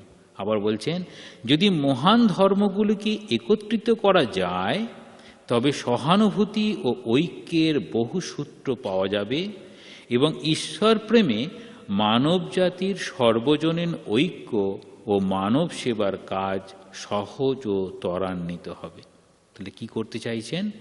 যে এই মহান ধর্মমতগুলিকে, যতগুলো ধর্মমত আছে সেই সময় সমস্ত ধর্মমতের বড় বড় বক্তাদেরকে নিয়ে গেছেন, ধর্মের সাধকদেরকে নিয়ে গেছেন। তাহলে সেখানে কি করা সম্ভব? যে তবে সহানুভূতি ও ঐক্যের বহু সূত্র পাওয়া যাবে। সহানুভূতি এবং ঐক্য। তাহলে এই স্বামী বিবেকানন্দ ছাড়া যারা বক্তৃতা দিয়েছিলেন তাদের মধ্যে ওই সহানুভূতি এবং ঐক্যের সূত্র পাওয়া যায়নি। কারণ তারা প্রত্যেকেই নিজের ধর্মই শ্রেষ্ঠ এবং সেটি প্রতিপন্ন করার জন্য সমস্ত রকম ভাবে তারা প্রয়াস করেছে। তাহলে স্বামীজির প্রয়াসটা কীরকম হবে? স্বামীজির প্রয়াসটা এখানে অদ্ভুত। তিনি ঠাকুরের কাছে জেনেছেন কীরকম। একদিন কথা হচ্ছিল বীরভাবে সাধনের কথা, সেখানে ঠাকুর যখন এরকম বলছেন তখন স্বামীজি বলছেন না ওটা ঠিক নয়। তখন বলছেন না, কোনো কোনো বাড়িতে প্রবেশ করার জন্য খিড়কির একটা দরজা থাকে, অর্থাৎ কাউকে ছোট চোখে দেখা ঠিক হবে না। তাহলে এইরকমভাবে যত মত তত পথ, সকল পথই সত্য, এই রকম ভাবনা দিয়ে সেটাকে স্বামীজি তুলে ধরবেন। তাহলে এই সম্পর্কে বলা যায় যে পরবর্তীকালে ঐতিহাসিক মিসেস স্টার্ক তিনি খুব সুন্দর একটি মন্তব্য করছেন যে কলম্বাস আমেরিকার মাটি আবিষ্কার করেছিলেন। কলম্বাস আমেরিকার মাটি আবিষ্কার করেছিলেন, বিবেকানন্দ আমেরিকানদের মধ্যে দেবত্ব আবিষ্কার করেছিলেন। এই দেবত্ব আবিষ্কারের ভাবটা কে দিলেন? যে ভাবনায় যিনি ভেবেছেন অন্তত সেই চার্লস বনি, তিনি ভেবেছেন এই ধর্ম এবং অধর্ম, অধর্মের বিরুদ্ধে ধর্ম যেন উঠে দাঁড়ায়, আর সকল ধর্মের যে ঈশ্বর প্রেম বা মানব প্রেম, সর্বজাতির মানব সেবার কাজে লাগবে এরকম ভাবনা, সেই ভাবনাটা একমাত্র প্রতিষ্ঠা করেছেন স্বামী বিবেকানন্দ। সেই জন্য বললেন যে আমেরিকানদের মধ্যে যেই দেবত্ব আছে সেই তার আবিষ্কার করেছেন। আর পরবর্তীতে স্বামীজি নিজেই বলছেন যেমন প্রাচ্য ভূভাগে ঘোষণা করবার জন্য বুদ্ধের একটি বিশেষ বাণী ছিল, আমারও তেমনি পাশ্চাত্য দেশে ঘোষণা করিবার একটি বাণী আছে। তাহলে পাশ্চাত্য দেশের একটা বাণী আছে, স্বামীজি বলতে চাইছেন। তাহলে সেই বাণীটা আমরা দেখব স্বামীজি এই চিকাগো বক্তৃতায়, অর্থাৎ ওই ধর্ম মহাসভায় যে বেশ কিছু বক্তৃতা হয়েছিল, প্রথম বক্তৃতায় বিশেষ ভাব, আর পরবর্তী বক্তৃতা যতটুকু সম্ভব হবে বলা। আচ্ছা, এখন আমরা দেখি যে এই যে 11 September, 15 September, 19 September, 20 September, 26 September, 27 September এরকমভাবে পরপর বক্তৃতা দেন। তারপর আবার ধর্মসভার বৈজ্ঞানিক বিভাগেও কয়েকটা বক্তৃতা দেন। তাহলে এই বক্তৃতার বিষয়ে যদি বেদান্তের আলোকে যদি বলতে হয়, তাহলে বেদান্ত বিষয়টা একটু ছোট্ট করে জেনে নেওয়া ভালো। সেটি হচ্ছে স্বামীজি যখন বেদান্তের কথা বলবেন, সেই বেদান্তের হচ্ছে স্তরগুলোকে প্রত্যেকটা উল্লেখ না করেই সরাসরি এরকম দ্বৈত, অদ্বৈত, বিশিষ্টাদ্বৈত, কীভাবে অদ্বৈতে পৌঁছানো যায় সেই কথাগুলি বলবেন। তাহলে বেদান্তের এই পরিভাষায় বলা হয় যে বেদান্ত বলতে বোঝায় উপনিষদ। আবার বেদান্তের যদি বলা হয় দর্শনের প্রস্থান, সেটি হচ্ছে তিনটি প্রস্থান, শ্রুতি, স্মৃতি, ন্যায়। তাহলে শ্রুতি সেটা হচ্ছে বেদ আর উপনিষদ, সেটি হচ্ছে শ্রুতি। স্মৃতি বলতে ভগবদ গীতা, ন্যায় বলতে বলা হয় ব্রহ্মসূত্র। তাহলে এই ব্রহ্মসূত্র, আর এখানে মাঝে মাঝেই আমরা দেখি গীতার বিষয় নিয়ে বলা হয়। কেন গীতার বিষয় নিয়ে বলা হয়? না, গীতার ধ্যানে এরকম বলা হয়, সর্বোপনিষদ গাব দুগ্ধা গোপাল নন্দন পার্থ বৎস সুধীর ভোক্তা দুগ্ধম গীতামৃতম মহৎ। বলছেন সকল উপনিষদ যেন গাভী সদৃশ, গোপালনন্দন বা শ্রীকৃষ্ণ হচ্ছে দগ্ধা, পার্থ বা অর্জুন হচ্ছে গোবৎস, গীতা অমৃতরূপ দুগ্ধ এবং সুধুজন তার ভোক্তা। তাহলে এরকমভাবে বলছেন। কিন্তু এই আমাদের বেদান্তের ভাবনায় তিনটে সম্প্রদায়কে যেন দেখানো হয়। তার মধ্যে শঙ্করাচার্য যেন অদ্বৈতবাদ এরকম প্রচার করছেন, বিশিষ্টাদ্বৈতবাদের বিশেষভাবে রামানুজের কথা বলা হয়, মধ্বাচার্যের দ্বৈতবাদের কথা বলা হয়। তাহলে এই রকম যে বলা হয়, স্বামীজি সেখানে বলছেন, প্রথমেই উল্লেখ করলেন চিকাগো বক্তৃতার 11 সেপ্টেম্বরের প্রথমে উল্লেখ করছেন, হে আমেরিকাবাসী ভগিনী ও ভাতৃবৃন্দ। তাহলে ভগিনী ও ভাতৃবৃন্দ দিয়ে বলে তিনি কি বোঝাতে চাইছেন? সবাই যেন আমরা সম্পর্কে একটা যুক্ত। কি সম্পর্কে যুক্ত? সেইটা বলতে গিয়ে আমরা দেখি যে এটা মহা উপনিষদের একটি অংশ। সেখানে বলছেন, অয়ম নিজ পর বেতি গণনা লঘুচেতসাম উদারাচরিতানাম তু বসুধৈব কুটুম্বকম। তাহলে আমরা এই যদি লঘু চেতসাম, আমাদের যদি ক্ষুদ্র মস্তিষ্ক বা ক্ষুদ্র বুদ্ধি বা সংকীর্ণ মতো হয়, তাহলে অয়ম নিজ পরবেতি, আমি একজন আরেকজন, তাহলে আমরা এখানে দুই দুই দেখব, দ্বৈতবাদীদের মতো। যদি উদার চরিতা নাম, যদি আমার উদার চরিত্র হয়, তখন সকলকে আমার নিজের মতো মনে হবে, সকলেই যেমন আত্মীয় স্বরূপ।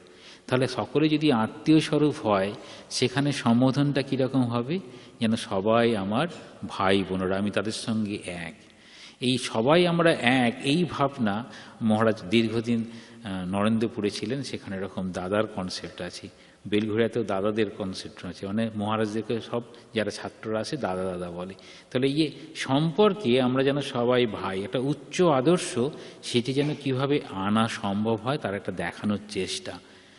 তারপর এটিকে যদি বলা হয় যে স্বামীজি যখন বলছেন যে উপনিষদের, শ্বেতশতর উপনিষদের একটি অংশ বলছেন, সেটি বলা হয়, স্বামীজি একটুখানি উল্লেখ করেছেন, শৃণ্বন্তু বিশ্বে অমৃতস্য পুত্রা আয়ে ধামানি দিব্যানি তস্থু। তাহলে এরকমভাবে বলছেন, শোনো শোনো অমৃতের সন্তানগণ। তাহলে এই অমৃতের সন্তানগণ, আমরা সবাই অমৃতের সন্তান, এটি বলেই আমাদের কি বোঝানো হচ্ছে? তাহলে আমরা কেউ পাপী নই, আমাদের কর্মটা পাপের হতে পারে, আমরা পাপী নই। স্বামীজি অনেক জায়গায় উল্লেখ করেছেন এরকম যে গরুতে মিথ্যা কথা বলে না,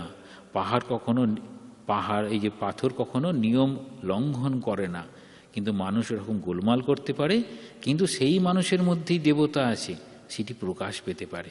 তাহলে সেই জন্য আমাদের সবার সম্ভাবনা আছে, সেই সম্ভাবনার আলোকেই আমরা প্রকাশিত। স্বামীজি এরকম জ্ঞানযোগে বলেছেন, এই ক্ষুদ্রতম যে কীট আছে, এর মধ্যেও সেই বুদ্ধত্ব, সুপ্ত বুদ্ধত্ব লুকিয়ে আছে, এইটাই যেন আবার বুদ্ধে উন্নীত হতে পারবে। তাহলে বলছেন, শোনো শোনো দিব্যলোকের অধিবাসীগণ, আমি সেই মহান পুরুষকে জেনেছি, আদিত্যের ন্যায় তার বর্ণ, তিনি সকল অজ্ঞান অন্ধকারের পারে, তাকে জানলেই মৃত্যুকে অতিক্রম করা যায়, অন্য পথ নাই। তাহলে এই যে আমরা ভেদ সৃষ্টি করি, তাহলে ভেদ সৃষ্টি করে একে অন্যের থেকে আলাদা হয়ে যায়, সেখানে স্বামীজি নিয়ে আসছেন অমৃতের সন্তান, সেই অমৃতের সন্তান বলে সকলকে কাছে টেনে নিচ্ছেন। তাহলে এখানে যে আমরা বলছি, স্বামীজি বলছেন যে বেদান্ত ধর্ম শুধু সকল ধর্মকে সহ্য করে না, সকল ধর্মকেই সত্য বলে বিশ্বাস করে। তার আঙ্গিকটা কথায় না, সকল ধর্মের সন্তান, সকল সন্তান ঈশ্বরেরই সন্তান, সেখানে অমৃতের পুত্রগণ। তাই জন্য তিনি যে পথই অবলম্বন করুন না কেন, সেখানে আর তিনি আলাদা হতে পারেন না। সেই জন্য ধর্মমতকে কেবলমাত্র সহ্য করা নয়, সেই ধর্মমতটাকে বিশ্বাস করা পর্যন্ত করেন, সত্য বলে বিশ্বাস করেন। কেন সত্য বলে বিশ্বাস করেন না, প্রত্যেক ধর্ম, এই হিন্দু ধর্মের বিষয়ে বলা হয় এই বেদ বেদান্তের কথাগুলি, সেগুলো অপৌরুষেয়, যেন অনেক ঋষি একই রকম সত্যকে অনুধাবন করেছেন, সেটির কথা বলছেন, যেটিকে ঠাকুর বলতেন সব শেয়ালের একরা। আর অন্যান্য বেশিরভাগ ধর্ম, সেটি হচ্ছে অনেকটা ঐতিহাসিক মতো, কোনো একজন তিনি সেই জ্ঞান লাভ করলেন, তার অনুগামীরা তাকে অনুসরণ করছেন, যেমন ভগবান বুদ্ধকে অনুসরণ করে বৌদ্ধ ধর্ম এই রকম ধরনের, কিন্তু সকলেই সেই জ্ঞানটি লাভ করেছেন। তারপর স্বামীজি একটা খুব সুন্দর কথা বলছেন শিবমৈন্যম স্তোত্র থেকে, রুচিনাম বৈচিত্রাৎ ঋজুকুটিল নানা পথজুষা নৃণামেক গম্য তমসম পয়সা অর্ণব ইব। তাহলে বলছেন, নদীগুলো যেমন আঁকামাকা পথ দিয়ে এসে সেই সমুদ্রে পড়ে, একই রকমভাবে সকলের ওই ঈশ্বর লাভ করাটাই উদ্দেশ্য। ঠাকুর বলছেন, অনেক সিঁড়ি থাকতে পারে, কোনোভাবে সিঁড়ি থাকতে পারে, কাঠের সিঁড়ি হতে পারে, লোহার সিঁড়ি হতে পারে, ছাদে ওঠার পরে সব এক বলে বোধ হবে। এই যে অনেক সিঁড়ি, অনেক পথ, কিন্তু সেই একই জায়গায় পৌঁছাচ্ছে। আবার স্বামীজি এরকমভাবে বলছেন গীতার উল্লেখ করে, এই যথা মাম প্রপদ্যন্তে তাং তথৈব ভজাম্যহম মম বর্তমানুবর্তন্তে মনুষ্যা পার্থ সর্বশঃ। তাহলে যে আমাকে যেভাবেই উপাসনা করুক না কেন, সেটা আমাকেই উপাসনা করছে, তাহলে হে অর্জুন, মনুষ্যগণ সর্বদা আমার পথেই অনুসরণ করে।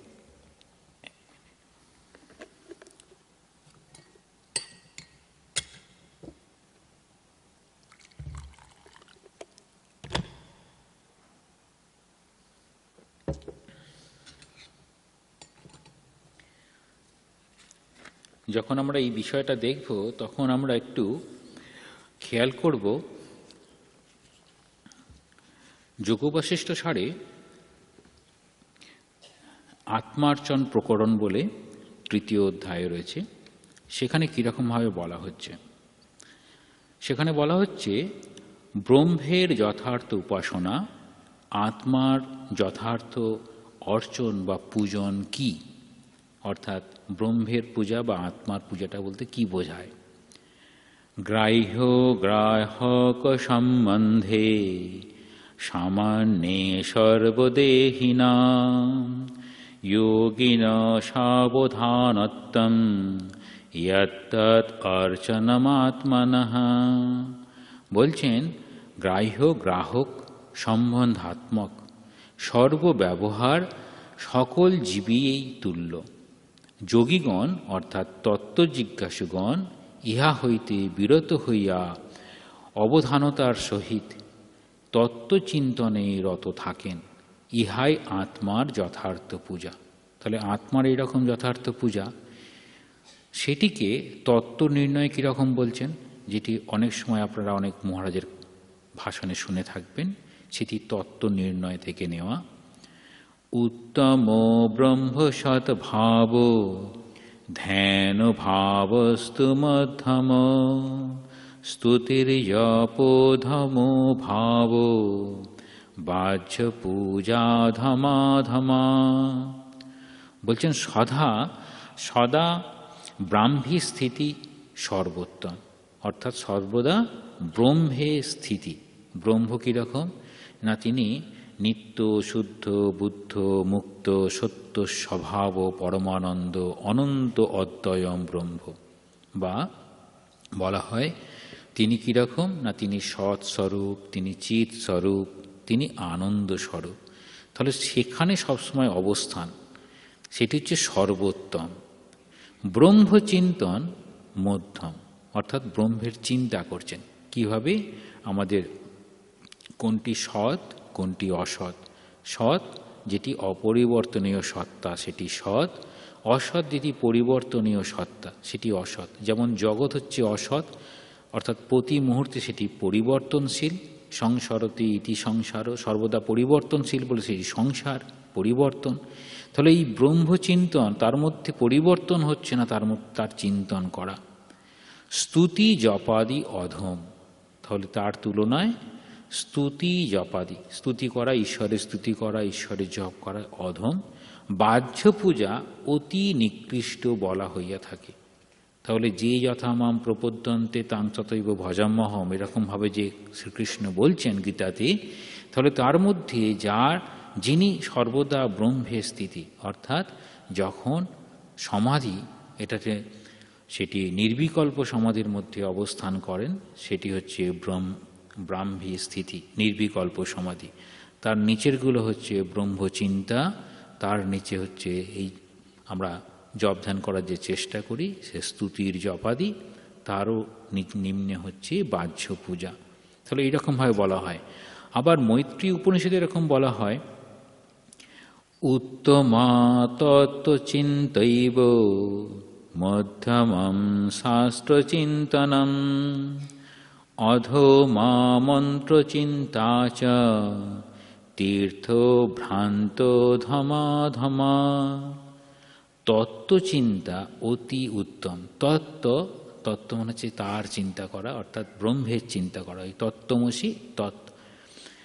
শাস্ত্রচিন্তন মধ্যম। শাস্ত্রচিন্তা, এই শাস্ত্রচিন্তা বলতে বলা হবে আমাদের প্রত্যেক ধর্মের যে শাস্ত্র যার উপর নির্ভর করে সেই ধর্ম হচ্ছে শাস্ত্রের চিন্তা। মধ্য চিন্তা হচ্ছে সেটা মন্ত্রের যে চিন্তা সেটি হচ্ছে অধম, এবং তীর্থ ভ্রমণ, পূজা ইত্যাদি সেগুলো হচ্ছে অতি নিকৃষ্ট বলিয়া পরিগণিত হয়। তাহলে বলছেন, তাহলে এখানে কি বোঝানো গেল? বলতে চাইছেন যেই যথা মাম প্রপদ্যন্ত, যিনি যেভাবেই তাকে পূজা করুন না কেন, তিনি ওই রকম জায়গায় অবস্থান করেন, তাকেই পূজা করছেন। ঠাকুর খুব সুন্দরভাবে বলছেন, কীরকম? ছোট ছেলে বাবাকে পা বলে ডাকছে, বাবা বুঝতে পারে আমাকেই ডাকছে। আমরা মনে করি তার সেরকম এখনও মানে ওই জায়গায় পৌঁছাননি। এবার বলছেন এই বেদান্তের ধর্ম, সেটা বলবেন যে এই ধর্মান্তর যে করণ হয়, একটা ধর্ম থেকে আরেকটা ধর্মে চলে যায়, তাতে বিশ্বাস করে না। সেই জন্য যে সাম্প্রদায়িকতা, গোড়ামি আর তাদের যে ফল, সেটি যে ধর্মোন্মত্ততা, সেটাতে বিশ্বাস করে না। তাহলে বেদান্ত কি বিশ্বাস করে? সমস্ত ধর্মের লোকেরাই এই লক্ষ্যের দিকে এগিয়ে চলেছে। কোন লক্ষ্যের দিকে? সবাই ওই একটা সত্যকে ধরার জন্য চলেছে। কোন সত্য? নিম্নতর সত্য থেকে উচ্চতর সত্য। সেই জন্য স্বামীজি বলছেন বেদান্ত কি স্বীকার করে? না, মিথ্যা বা ভুল থেকে ঠিকের পথে নয়, নিম্নতর সত্য থেকে উচ্চতম সত্যের পথে। এই নিম্নতর সত্য অর্থাৎ সেটি দ্বৈত, তার থেকে একটু উচ্চ হলো বিশিষ্টাদ্বৈত, তার থেকে উচ্চ হলে পারে তখন অদ্বৈত, এই রকম হয় বলছেন। তো ঠাকুর সেটাকে কি বলতেন? ঠাকুর সেটিকে বলতেন যে এরকম মতুয়ার বুদ্ধি যদি হয় তাহলে এরকম হবে। এই মতুয়ার বুদ্ধির ভাবটা নিয়ে স্বামীজি যখন দেখলেন যে ধর্মসভায় প্রত্যেকেই তার নিজের নিজের ধর্মটাকে শ্রেষ্ঠ বলে বলতে চাইছে, এই শ্রেষ্ঠভাবে বলতে চাওয়ার জন্য প্রত্যেকের মধ্যে একটা গোঁড়ামির ভাব চলে আসছে, যেন আমার ধর্মই শ্রেষ্ঠ, সেটিকেই প্রতিপন্ন করতে হবে। সেই জন্য স্বামীজি দ্বিতীয় বক্তৃতায় একটা কূপমণ্ডুকের গল্প বললেন, অর্থাৎ সেখানে ব্যাঙের গল্প বলছেন। একটা কুয়োর ব্যাঙ, একটা সমুদ্রের ব্যাঙ। এই সমুদ্রের ব্যাঙটা আস্তে আস্তে লাফাতে লাফাতে কোনোভাবে কুয়োর মধ্যে পৌঁছেছে। তখন কুয়োর ব্যাঙটা বলছে, তুমি কোত্থেকে আসছো? বলছে, আমি এরকম সমুদ্র থেকে আসছি। তো সমুদ্রটা কীরকম? বলছে, সে বিশাল বড় জলাশয়। বলছে, আমার কুয়োর থেকেও বড়।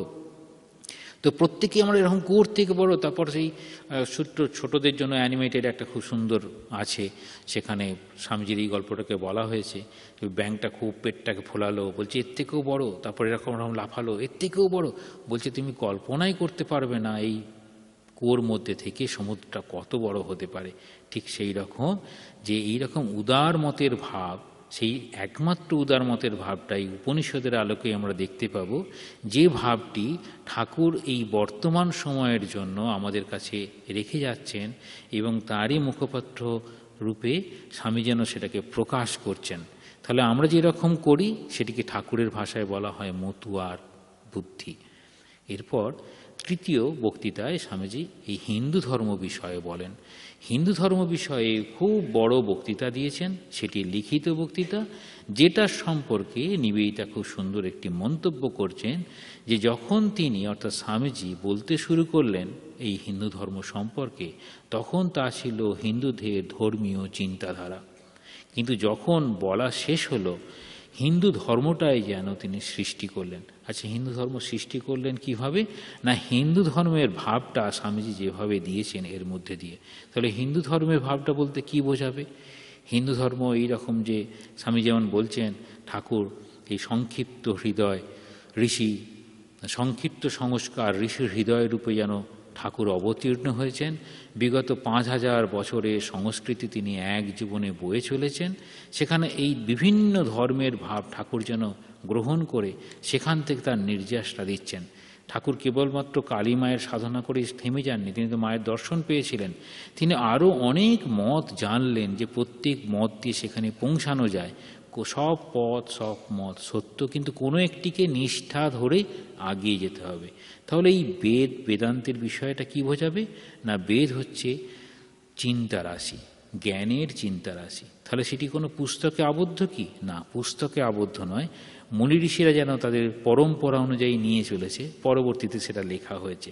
তাহলে এইটা হচ্ছে বলছেন যেন একটা আবিষ্কার। স্বামীজি বলছেন বিজ্ঞানের অতি আধুনিক আবিষ্ক্রিয়াসমূহ বেদান্তের মহোচ্চ আধ্যাত্মিক ভাবের প্রতিধ্বনি মাত্র। তাহলে বলছেন এই বেদান্তের ভাব, সেটা যেন এই বিজ্ঞানের ভাবের সঙ্গে কোনো বিরোধ নেই।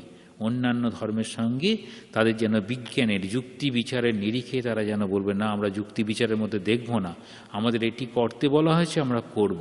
কিন্তু বেদান্তের ভাব প্রত্যেকটা বিষয় আমরা যেন বিচার বুদ্ধি দিয়ে চলতে পারি। তাহলে স্বামীজি এখানে বলতে চাইলেন এই ধর্মটা হচ্ছে ধর্মবিজ্ঞান। এই ধর্মবিজ্ঞান বলতে আমরা যদি অনুসরণ করি, অনুশীলনের মধ্যে দিয়ে যে যাই, তাহলে আমাদের জীবনটাই পাল্টে যাবে। তাহলে যেমন পরীক্ষা, পর্যবেক্ষণ, সিদ্ধান্তের মাধ্যমে বিজ্ঞানকে প্রতিষ্ঠা করা সম্ভব, একই রকমভাবে এই ভাবনায় অর্থাৎ বেদান্তের ভাবনায় বা উপনিষদের আলোকে যদি জীবনে আমরা নিয়ে আসতে পারি, আমাদের জীবনটা পাল্টে যাবে। তাহলে জীবনটা যদি পাল্টে যায় তখন কী হবে? তাহলে সকলকেই যে গ্রহণ করতে পারা, ঠাকুর যেমন দেখাচ্ছেন সেই সময় যে ভৈরবী ব্রাহ্মণীকে গুরু হিসেবে গ্রহণ করলেন, অর্থাৎ নারীকে গুরু হিসেবে গ্রহণ করা, এমনকি শ্রীমা শারদা দেবীকে মাতৃরূপে পূজা করা, বিভিন্ন ভাব ঠাকুর তার জীবন দিয়ে দেখিয়ে গিয়েছেন। সেই ভাবটা স্বামীজি তুলে ধরছেন। তাহলে এখানে বলছেন যে কি কি বোঝায় বেদান্তের ভাবনায়? বোঝাবে যে আমি হচ্ছে শুধু দেহ, আমি দেহ নই। এই আমি যে দেহ, এইরকম ভাবটা আসে, এটা কোনখান থেকে আসে? এই ভাব মনে আসে, সেটা বেদান্ত মতে এরকম বলা হবে এই দেহটাকে আমি বলে মনে হয়। যে দেহটাকে আমি বলে মনে হয় বলে সেটি অদ্ভুতভাবে কীরকমভাবে আমরা বলি, আমাদের কতগুলো কোষের মাধ্যমে বলা হয় যে সেটি অন্নময় কোষ, প্রাণে যে শক্তি আছে প্রাণময় কোষ, মনোময় কোষ, বিজ্ঞানময় কোষ আর আনন্দময় কোষ। তাহলে আমাদের দেহ, আমরাটা দেহ নই, আমাদের অন্তরেই, আমাদের মধ্যেই সেই চৈতন্য সত্তা বর্তমান আছে। সেটি কীরকম? সেটি নিত্য, শুদ্ধ, বুদ্ধ, মুক্ত, এই রকম। সেটি যদি হয়, গীতার ভাষায় বলা হয় নৈনম ছিন্দন্তি শাস্ত্রাণি নৈনম দহতি পাবক ন চৈনম ক্লেদয়ন্ত্যাপ ন শোষয়তি মারুত। তার কীরকম হবে? সেটা হচ্ছে আত্মা নিত্য, শুদ্ধ, বুদ্ধ, মুক্ত তার স্বভাব। তাকে এই যে আমাদের জন্ম মৃত্যু আছে সেসব তার নেই। আত্মাকে তরবারি দিয়ে ছেদন করতে পারা যায় না, অগ্নি তাকে দগ্ধ করতে পারা যায় না, এই রকম তার স্বরূপ। সেটা হচ্ছে আত্মা স্বরূপ। তাহলে এই যদি আত্মা স্বরূপ হয়, সেখানে আমাদের প্রকাশ কীরকমভাবে হবে? তখন বলবে না, বিজ্ঞানের যেমন প্রকাশ সব কিছুর মধ্যে, যুক্তি বিচারের মধ্যে সেখানে পৌঁছানো, তার দেখানো বলা হবে যে সামান্যীকরণ বলে একটি প্রক্রিয়া, যে সামান্যীকরণ প্রক্রিয়ার মধ্যে বলা হবে আমরা প্রত্যেকেই মানুষ। সেই প্রত্যেকেই মানুষ, এটিকে প্রকাশ করার জন্য বলা হয় সবার উপরে মানুষ সত্য, তাহার উপরে নাই। ঠাকুর এবং স্বামীজি সেটিকে বলছেন মানুষ। ঠাকুর বলছেন মানুষ কি কম গা, সে ঈশ্বরের চিন্তা করতে পারে। আবার স্বামীজি বলছেন মানুষ সে দেবতা হতে পারে। তাহলে এটা কি করবে? বলবে না, এটা বেদান্তের পথ হচ্ছে ওয়াননেস অফ দ্য ইউনিভার্স, একত্বের দিকে যাবে, বিজ্ঞান সেখানে গিয়ে পৌঁছাবে। তাহলে মানুষ শুরু করছে কীরকমভাবে? যেন যেটি করছে সেটি সবসময় ঠিক। ছোটোবেলায় আমরা খেলনা নিয়ে থাকি, সেটাই ঠিক। বড় হলে এই সত্যিকারের জগতের মধ্যে পৌঁছে যাই, তখন বলা হয় সত্তা হিসাবে আমাদের চারটে সত্তার মধ্য দিয়ে আমরা চলি। একটি তুচ্ছ সত্তা, ছোটরা যেমন এরকম খেলনা নিয়ে থাকে, সেটা তুচ্ছ সত্তা। প্রাতিভাসিক সত্তা, যার উপরে যেন আরোপিত, যেন দড়িটা রয়েছে, অন্ধকার আলো নেই, তাই জন্য মনে করছি সাপ, সেটি হচ্ছে প্রাতিভাসিক সত্য। তারপর জাগতিক সত্য, যা কিছু দেখছি ঠিক ঠিক, যেটা আমরা আলো নিয়ে এসে দেখলাম ঠিক আছে, জাগতিক জ্ঞান হলো। তারপর আরেকটু ঊর্ধ্বে পারমার্থিক সত্য, সেটি সবসময় চৈতন্যের স্বরূপ। তাহলে বলছেন মানুষ কখনো কি ভুল থেকে আগাচ্ছে না, সে তার জায়গা যেখানে ছিল তার পরের স্টেপে যাওয়ার চেষ্টা করছে। ছোটোবেলাটা যেমন নিজে থেকেই চলে যায়, ঠাকুর বলছেন যেরকম নারকেল গাছের বেল্ল জোর করে টানলে দাগ পড়ে, নিজে থেকে খসে গেলে কোনো দাগ পড়ে না। অর্থাৎ অজ্ঞান যদি নিজে থেকে চলে যায় তাহলে সেটি আমাদের কাছে কষ্টদায়ক হবে না, কিন্তু জোর করে যদি ছাড়তে যাই তাহলে কষ্টদায়ক হবে। তাহলে এই যে বলছেন এইরকমভাবে আগানোর চেষ্টা করছে। তাহলে আত্মা এবং ব্রহ্মের উপলব্ধি, সেটিকে বলা হবে মোক্ষপ্রাপ্তি। সেটি হচ্ছে পারমার্থিক সত্তাকে বোঝার চেষ্টা করা। তাহলে এই যে বোঝার চেষ্টা করা, সেই জন্য স্বামীজি তার আবার একটা বক্তৃতায় বলছেন কীরকম না, 20শে সেপ্টেম্বরের অধিবেশনের স্বামীজি বলছেন যেখানে ওই খ্রিস্টানরা কিছু আমাদের সাহায্য করতে পারে কি না, তারা স্বামীজি তুলে ধরছেন একটি কথা, ক্ষুধার্ত মানুষকে ধর্মের কথা শোনানো বা দর্শন শাস্ত্র শেখানো তাহাকে অপমান করা। তাহলে আমাদের এই দেশে তারা যেরকম খ্রিস্টান পাদ্রীদের পাঠাচ্ছে, আমাদের ধর্মের কথা শেখাতে চাইছে। কিন্তু আমরা তো আগে তো ভালোই খাওয়া দাওয়া করতে পারতাম, আমাদের তো অন্নের কোনো অভাব ছিল না। ভারতবর্ষ একসময় কোনো রকম অন্নের অভাব ছিল না, খুব সমৃদ্ধশালী দেশ। কিন্তু বিভিন্ন কারণে, অজ্ঞতার কারণে তারা এরকম হারিয়ে গিয়েছে, তারা এখন এরকম ক্ষুধার্ত। সেখানে সেই মানুষকে এরকম করাটা ঠিক নয়। স্বামীজি বলছেন বেদান্ত ধর্ম দর্শনে এটি একটি বিশিষ্ট অনুভব। শ্রীরামকৃষ্ণ বলতেন খালি পেটে ধর্ম হয় না। তাহলে ধর্মের বিষয়ে প্রথমে যখন যাব, তখন যদি এরকম বলা হয়, তখন সেটিকে বলতে হবে বেদান্তের আলোকে যদি আমরা দেখার চেষ্টা করি। ক্ষুধার্ত মানুষকে ধর্মের কথা শোনানো বা দর্শন শাস্ত্র শেখানো একটা অপমান করা অবস্থা। তাহলে আমরা চলে আসতে পারি তৈত্তরীয় উপনিষদের বিষয়। সেখানে পরপর কয়েকটি মন্ত্র এরকম বলছেন, অন্নম ব্রহ্মেতি ব্যজানাৎ বলে, অন্নাদ্বেব খল্লিমানি ভূতানি জায়ন্তে, অন্নেন জাতানি জীবন্তে, অন্নম প্রয়ন্তোভি সম্বিশন্তেতি, তদ্বিজ্ঞায় পুনরেব বরুণম পিতরম উপসাহারো, অধিহি ভগব ব্রহ্মেতি তম হোবাচ, তপসা ব্রহ্ম বিজিজ্ঞাসস্য, তপো ব্রহ্মেতি শতপোত্তপ্পত শতপস্তত্ত্বা। তাহলে এখানে কি বলছেন? ভৃগু তপস্যা করে জানতে পারলেন খাদ্যই ব্রহ্ম। তাহলে খাদ্যের অভাব, খাদ্যটা ব্রহ্ম। আমরা সবসময় ব্রহ্মার্পণম দিয়ে খাদ্যটা খাই, তাহলে খাদ্যটা হচ্ছে ব্রহ্ম প্রথম। কারণ অন্ন থেকেই সকল জীবের জন্ম, অন্নের দ্বারাই তারা পালিত, আবার মৃত্যুর পরে তারা অন্নেই ফিরে যায়। ব্রহ্মকে এভাবে জেনে ভৃগু সন্তুষ্ট হলেন না। তিনি আবার যথাবিহিত নিয়ম পালন করে পিতার নিকট উপস্থিত হয়ে বললেন, আমাকে ব্রহ্ম উপদেশ দিন। তার পিতা আবার বললেন, আবার তপস্যা করার জন্য বললেন। তখন তিনি কি করছেন? প্রাণ ব্রহ্মেতি, তাহলে প্রথমে বললেন অন্নম ব্রহ্মেতি ব্যজানাৎ, পরে বলছেন প্রাণ ব্রহ্মেতি ব্যজানাৎ। তাহলে অন্নময় কোষ আমাদের শরীর, তারপর প্রাণময় কোষ আমাদের যে প্রাণের যে শক্তি, তারপরে বলছেন মন ব্রহ্মেতি ব্যজানাৎ, মানে মনোময় কোষের কথা বললেন। বিজ্ঞানম ব্রহ্মেতি ব্যজানাৎ, অর্থাৎ এই বুদ্ধি, বিচার বুদ্ধি যে করে আমরা চলি, সেটি ব্রহ্মের স্বরূপ। পরে বলছেন আনন্দ ব্রহ্মেতি ব্যজানাৎ, আনন্দই ব্রহ্ম। তারপরে কি আসবে? আমরা যেটা চৈতন্য স্বরূপ ব্রহ্মের কথা বলবো, সেই কথা। অর্থাৎ শুরু করছেন এই যে ক্ষুধার্ত মানুষকে ধর্মের কথা, না ক্ষুধার্ত মানুষকে যার যেখানে যেটি প্রয়োজন তাকে সেটিই দিতে হবে। যদি প্রাণের শক্তির প্রয়োজন হয় সেটি তার কাছে ব্রহ্মস্বরূপ করলে সেটি। তাহলে আমাদের স্বামীজি যখন বলেন দান কত রকম দান, কিভাবে দান, তখন এরকম রয়েছে। শুধু কি অন্নদানের কথা বলেছেন? না, জ্ঞানদানের কথা বলেছেন, বিদ্যাদানের কথা বলেছেন। তাহলে এরকম দেখানো সম্ভব যে সেটি উপনিষদের আলোকেই স্বামীজি বলছেন। তাহলে স্বামীজি এরকমভাবে বলতে গিয়ে তাহলে এরকমভাবে বিষয়টা মনে অনেকটা বেশি হয়ে যাচ্ছে না, মনে অনেকটা বেশি হয়ে যাচ্ছে সময়। হ্যাঁ, আচ্ছা। তাহলে এরকমভাবে স্বামীজি যখন বলতে চাইলেন যে সমস্ত স্বামীজির বিষয়টা স্বামীজি যখন বলছেন, সেটি আসছে উপনিষদের আলোকেই স্বামীজি বলছেন, তাদের ভাষায় বলছেন। সেখানে এতগুলো ভাষণ দিয়েছেন। প্রথম দিনের ভাষণ এবং শেষের দিনের ভাষণের অংশটা দিয়ে আমি শেষ করি, যেটা বেদান্তের, অদ্বৈত বেদান্তের বিশেষ প্রকাশ। সেখানে যখন ব্রহ্মস্বরূপে সব কিছু দেখা সম্ভব হবে, সেখানে আর কোনো ভেদ থাকবে না। সকল মানুষের মধ্যে একই চৈতন্য সত্তা বর্তমান। ঠাকুর খুব সুন্দরভাবে বলছেন, সব যেন বালিশের যেন খোলগুলো আলাদা, পুরগুলো সব একই, যেন সব যেন তুলো ভরা আছে, উপরটা যেন কভারগুলো আলাদা। সেরকম বলছেন। প্রথম দিনের কথায় স্বামীজি যেমন বলেছেন, আমরা শুধু সকল ধর্মকে সহ্য করি না, সকল ধর্মকেই সত্য বলে বিশ্বাস করি।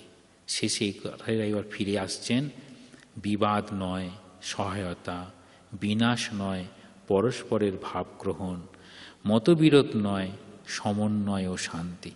তাহলে যদি আমরা সকলের মধ্যে সেই একই আত্মা বর্তমান আছে, সকলের মধ্যেই যেন এই মনুষ্য শরীরের মধ্যেই যেন সেই ব্রহ্ম রয়েছে, এই ভাবনা যদি আসে তাহলেই আমাদের এরকম বিরোধ চলে যাবে। আমরা তখন একে অন্যকে সাহায্য করে সুন্দর এই আগামী দিনের পৃথিবী গড়ব, এইরকম ভাবনাই স্বামীজি তুলে ধরতে চেয়েছেন। সেই জন্য স্বামীজির এই ভাবনাটাকে আমরা সামনে রেখে আজকের দিনের এরকম ভাবনা, কারণ এই ভাবনা যদি না থাকে তাহলে আমরা হারিয়ে যাব। কোনখানে হারিয়ে যাব?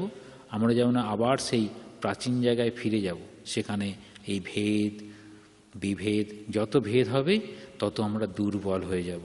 তাহলে যখন সেই ব্রাহ্মণের যুগ ছিল তখন তারা সব এরকম, বর্তমান স্বামীজি খুব সুন্দরভাবে বলছেন, ব্রাহ্মণের যুগ, ক্ষত্রিয়ের যুগ, বৈশ্যের যুগ, শূদ্রের যুগ। এই শূদ্র যুগের সব থেকে বড় কি? বড় গুণ হচ্ছে সাম্যবাদ। সাম্যবাদ হচ্ছে সেই সব থেকে বড় গুণ। সাম্যবাদের ভাবনা নিয়ে সকলকে নিয়ে বড় হব, সকলে মিলে ভালো থাকব, সুন্দর একটি পৃথিবী দেখব। স্বামীজির ভাবনায় প্রত্যেকেই আমরা একে অন্যের সাহায্যের মাধ্যমে আগামী দিনটা খুঁজে পাব। ঠাকুরের ভাবনায় ঠাকুর হচ্ছে সকলকে গ্রহণ করেছেন, সকলকে নিয়ে চলেছেন। আমরা চেষ্টা করব, তাহলে আমাদের জীবনটা সার্থক হবে। সমস্ত আঙ্গিক, সেটা হচ্ছে ঠাকুরের জীবন, মায়ের জীবন, স্বামীজির জীবন এবং আমাদের যে ধারা, অর্থাৎ রামকৃষ্ণ মঠ মিশনের ধারা, এই ধারাটাই বহন করে নিয়ে চলেছে।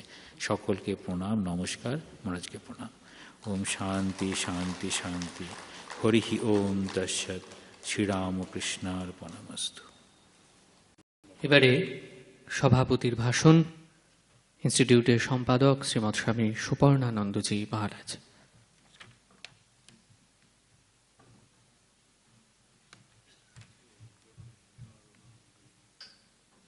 রামকৃষ্ণ জগৎগুরুম পাদপদ্মে তয় শ্রিত্বা প্রণমামি মুহুর্মুহুঃ। নমো শ্রী জ্যোতিরাজায় বিবেকানন্দ সুরয় সচ্চিৎসুখ স্বরূপায় স্বামিনে তাপহারিণে। সমবেত সুধীবৃন্দকে আমাদের শ্রদ্ধা শুভেচ্ছা জানাই, ধন্যবাদ জানাই এতক্ষণ বসে আছেন। আর আমাদের আজকের এই ভাই মহাতপানন্দজি এখানকার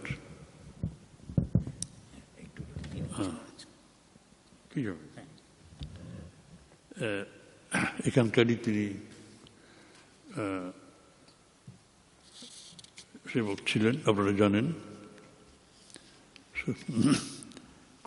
খুবই পরিচিত আপনাদের।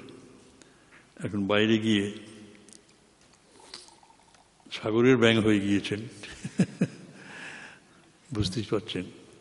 আজকে সেই কোনো রকম জড়তা নেই, কোনো রকম সীমাবদ্ধতা নেই, তার বক্তৃতার মধ্যে সাবলীলতা, এটা প্রবাহ, ভাবের প্রবাহ ছুটল একটা থেকে আরেকটায়। আমি তাকে আমাদের মধ্যে পেয়ে আমার প্রীতি শুভেচ্ছা ভালোবাসা জানাই। আর আজকে বড় পবিত্র দিন আমাদের কাছে, আমাদের আত্ম উন্মোচনের দিন, আত্মপরিচয় প্রদানের দিন। ভারতবর্ষের ধর্ম নিন্দিত হয়েছিল, পৌত্তলিক বলে আমাদের এই যে দুর্নাম, একে ঘোচানো কঠিন ছিল। আমরা সবাই এখানে ভারতবর্ষে যারা ছিলাম, বিভিন্ন সম্প্রদায় গড়ে গড়ে পৌত্তলিকতা, যারা একটু লেখাপড়া শিখেছি তারা সবাই পৌত্তলিকতার বিরুদ্ধে গালাগালি দিয়েছি, ধ্বংস করেছি। কিন্তু পৌত্তলিকতায় যে সব নয়, এর হাত ধরেই যে আমাদের উন্নয়ন ঘটে, উন্নতি ঘটে, আমাদের শুদ্ধ জীবনের আবির্ভাব ঘটে, এটা আমাদের ভাবতে হবে। কারণ স্বামীজি বলছেন যে তোমরা বলো যে পুতুল পূজা আমরা করি, কিন্তু আমি বলি যে পুতুল পূজা করেই আমরা যেসব এত সুন্দর সুন্দর মানুষ পেয়েছি, সেগুলোর কি কোনো মূল্য নেই? পুতুল পুজোর মধ্য দিয়ে যদি এইরকম পবিত্র মানুষ পাই, তাহলে বলছেন ফলেই তো বৃক্ষের পরিচয়। যাদের পৌত্তলিক বলা হচ্ছে তাদের মধ্যে এমন মানুষ আছেন যাদের মধ্যে নীতিজ্ঞান, আধ্যাত্মিকতা, প্রেম আর কোথাও কখনো দেখিনি। তখন মনে এই প্রশ্ন উদিত হয়, পাপ হতে কি কখনো পবিত্রতার জন্ম নিতে পারে? হিন্দু ধর্ম এই প্রবন্ধটি একটি শুদ্ধ এবং সর্বোত্তম হিন্দুর চিন্তাধারার অভিব্যক্তি। আপনারা যারা হিন্দু ধর্ম সম্বন্ধে কিছুমাত্র জানতে চাইবেন, যেটা আপনাদের উজ্জীবিত করবে, আপনাদের ধর্মকে জানতে সাহায্য করবে, আপনারা স্বামীজির এই প্রবন্ধটি পড়বেন। প্রত্যেকটা লাইন, প্রত্যেকটা সেন্টেন্স আপনাদের পড়ে পড়ে বুঝতে হবে যে আমাদের ধর্মকে যারা এত বিভিন্নভাবে মেলাইন করেছে, অপমানিত করেছে, অবনমিত করেছে, অবদমিত করেছে, তাদের ভেতর এত সৌন্দর্য আছে। তিনি প্রত্যেকটা প্রশ্নকে ধরে ধরে, সম্ভাব্য প্রশ্ন যেগুলোর বিরুদ্ধে সবার সাধারণ মানুষ খুব উচ্চকণ্ঠ হয়, সেগুলির উত্তর তিনি দিয়ে গেছেন। এবং শুধু তাই না, এটা শেষ করার পর, এটা তো 19 তারিখে দিয়েছিলেন, তারপরে 20 তারিখে ভারতে খ্রিস্টানরা আমাদের জন্য কি করতে পারে? ধর্ম প্রচার নয়, রুটি দিতে পারো, আমাদের প্রয়োজন রুটি, ধর্মের নয়। তোমরা আমাদের ধর্ম শেখাতে পারবে না। কেন পারবে না সেটা হিন্দু ধর্মের মধ্যে সর্বত্র বলে দেওয়া হয়েছে। আর সুরজিৎ ভাই আমাদের শুনিয়েছে যে ডক্টর চার্লস বনি,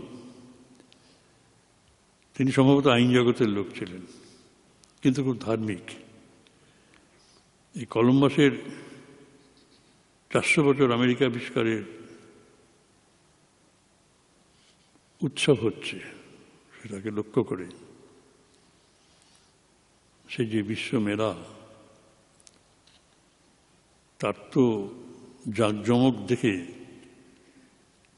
তিনি কাঁদতে শুরু করলেন। তিনি বললেন, এইসবই হবে? এই প্রাচুর্যের প্রচার হবে? এর মধ্যে কি সব? এদিকে আমাদের সমাজ জীবন, ধর্মজীবন, ব্যক্তি জীবন একেবারে প্রায় কলুষিত হয়ে যাচ্ছে। আমরা কাউকে ধর্মের পথে কাউকে আনতে পারছি না। বলছেন যে আজকে চার্চগুলোতে ধর্ম আলোচনা হয় না, হিউম্যানিস্টিক সমস্ত আলোচনা, হিউম্যানিজম নিয়ে আলোচনা হয়, মানবতাবাদ। চার্চে মানুষ যেতে চায় না, যুবকরা তো যেতেই চায় না। তাহলে স্বীকার করো তোমরা। মিটিংয়ে তিনি বললেন যে এইরকম করে যদি ইহজাগতিক ব্যাপারে আমরা এত গুরুত্ব দিই, তা আমাদের অন্তর্জগতের ব্যাপারটা ধর্ম, সেখানে আমরা যে একেবারে গরিব হয়ে যাচ্ছি, সে প্রতিকার করো, সেখানে আমাদের প্রবেশ নেই। আমরা একা পাচ্ছি না।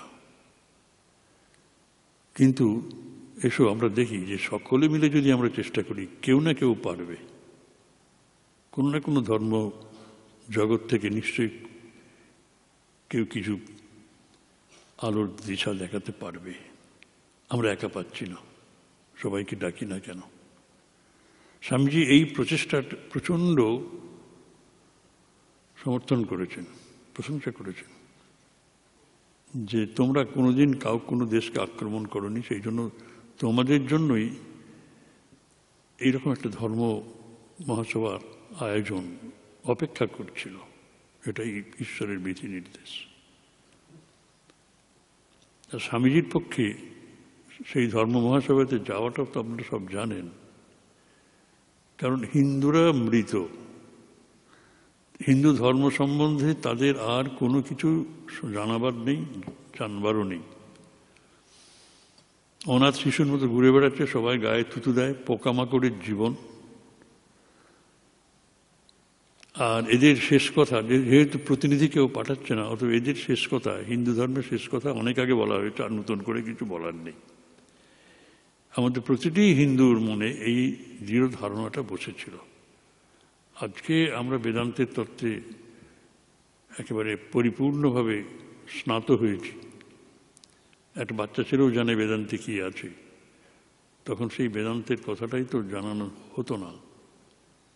এই পৌত্তলিক, এই পুতুল পুজো, এইসব তন্ত্র, এইগুলোই তো ছিল বৈষ্ণবতন্ত্র, শাক্ততন্ত্র। ঠাকুর শ্রীরামকৃষ্ণদেব দক্ষিণেশ্বর বসে তার নিজের জীবনে কিন্তু এই পার্লামেন্ট অফ রিলিজিয়ান্স সমস্ত কিছু অনুষ্ঠান করে গেছেন। তিনি একাই ছিলেন পার্লামেন্ট অফ রিলিজিয়ান্স। তো স্বামীজি সেই জন্য হিন্দু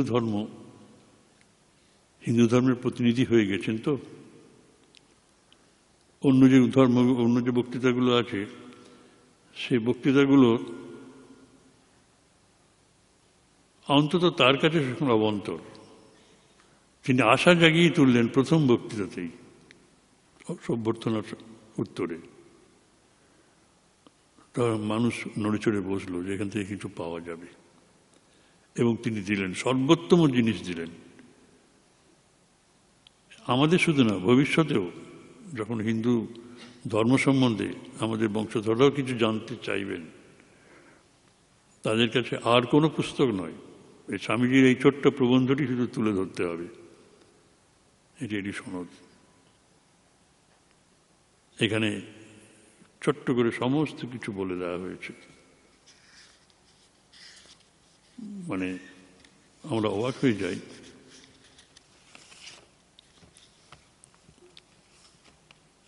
বলছেন যে ভারতে মূর্তি পুজো একটা ভয়ানক ব্যাপার নয়, ওটা দুষ্কর্মের প্রসূতি নয়, বরং যারা দুর্বল অধিকারী, তাদের উচ্চতর ধর্মের ধারণা, উচ্চতর ধর্মের ভাব ধারণা করতে পারে না,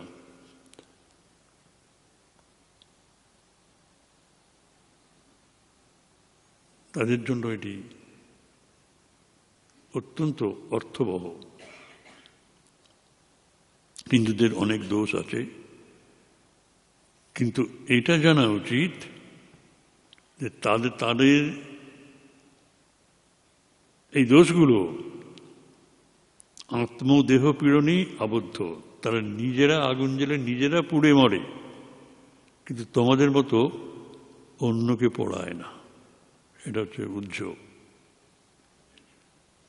তারা নিজেদের শীত নিজেরা ছেদন করে, ধর্মজীবনে উন্নতি করতে পারছে না বলে, কিন্তু অন্য ধর্মাবলম্বীদের শিরচ্ছেদ করে না।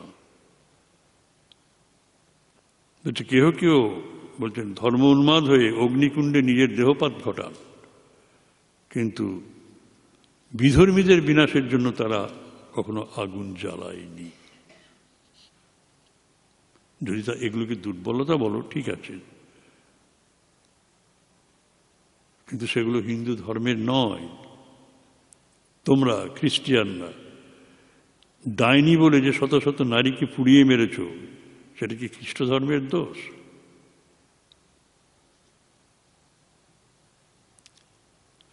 বলছেন হিন্দুর পক্ষে সমগ্র ধর্মজগৎ নানা রুচি বিশিষ্ট নরনারীর নানা অবস্থা পরিবেশের মধ্য দিয়ে সে যেখানে আছে সেখান থেকেই তাকে তুলতে হবে।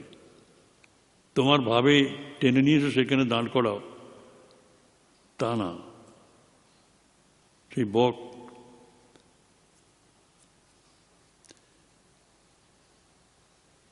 নিচে মাটিতে পড়ে আছে, জলের মধ্যে বক পা ভেঙে বসে আছে, একটা হয়তো চিল উপরে যাচ্ছে, ও ডাকছে ভাই আমাকে উদ্ধার করো। বলে তুমি আগে আমার কাছে এসো, তারপর উদ্ধার করব। বলে তাহলে তো আর আমার বাঁচা হবে না, তোমাকে আমার স্থানে এসে আমাকে তুলতে হবে, আমরা কাদায় আটকে পড়ে আছি। এক একজন এক এক রকম কাদাতে আটকে পড়ে আছে, মতের মধ্যে, প্রথার মধ্যে, চিন্তাধারার মধ্যে। সেজন্য বলছেন যে প্রত্যেকেই কিন্তু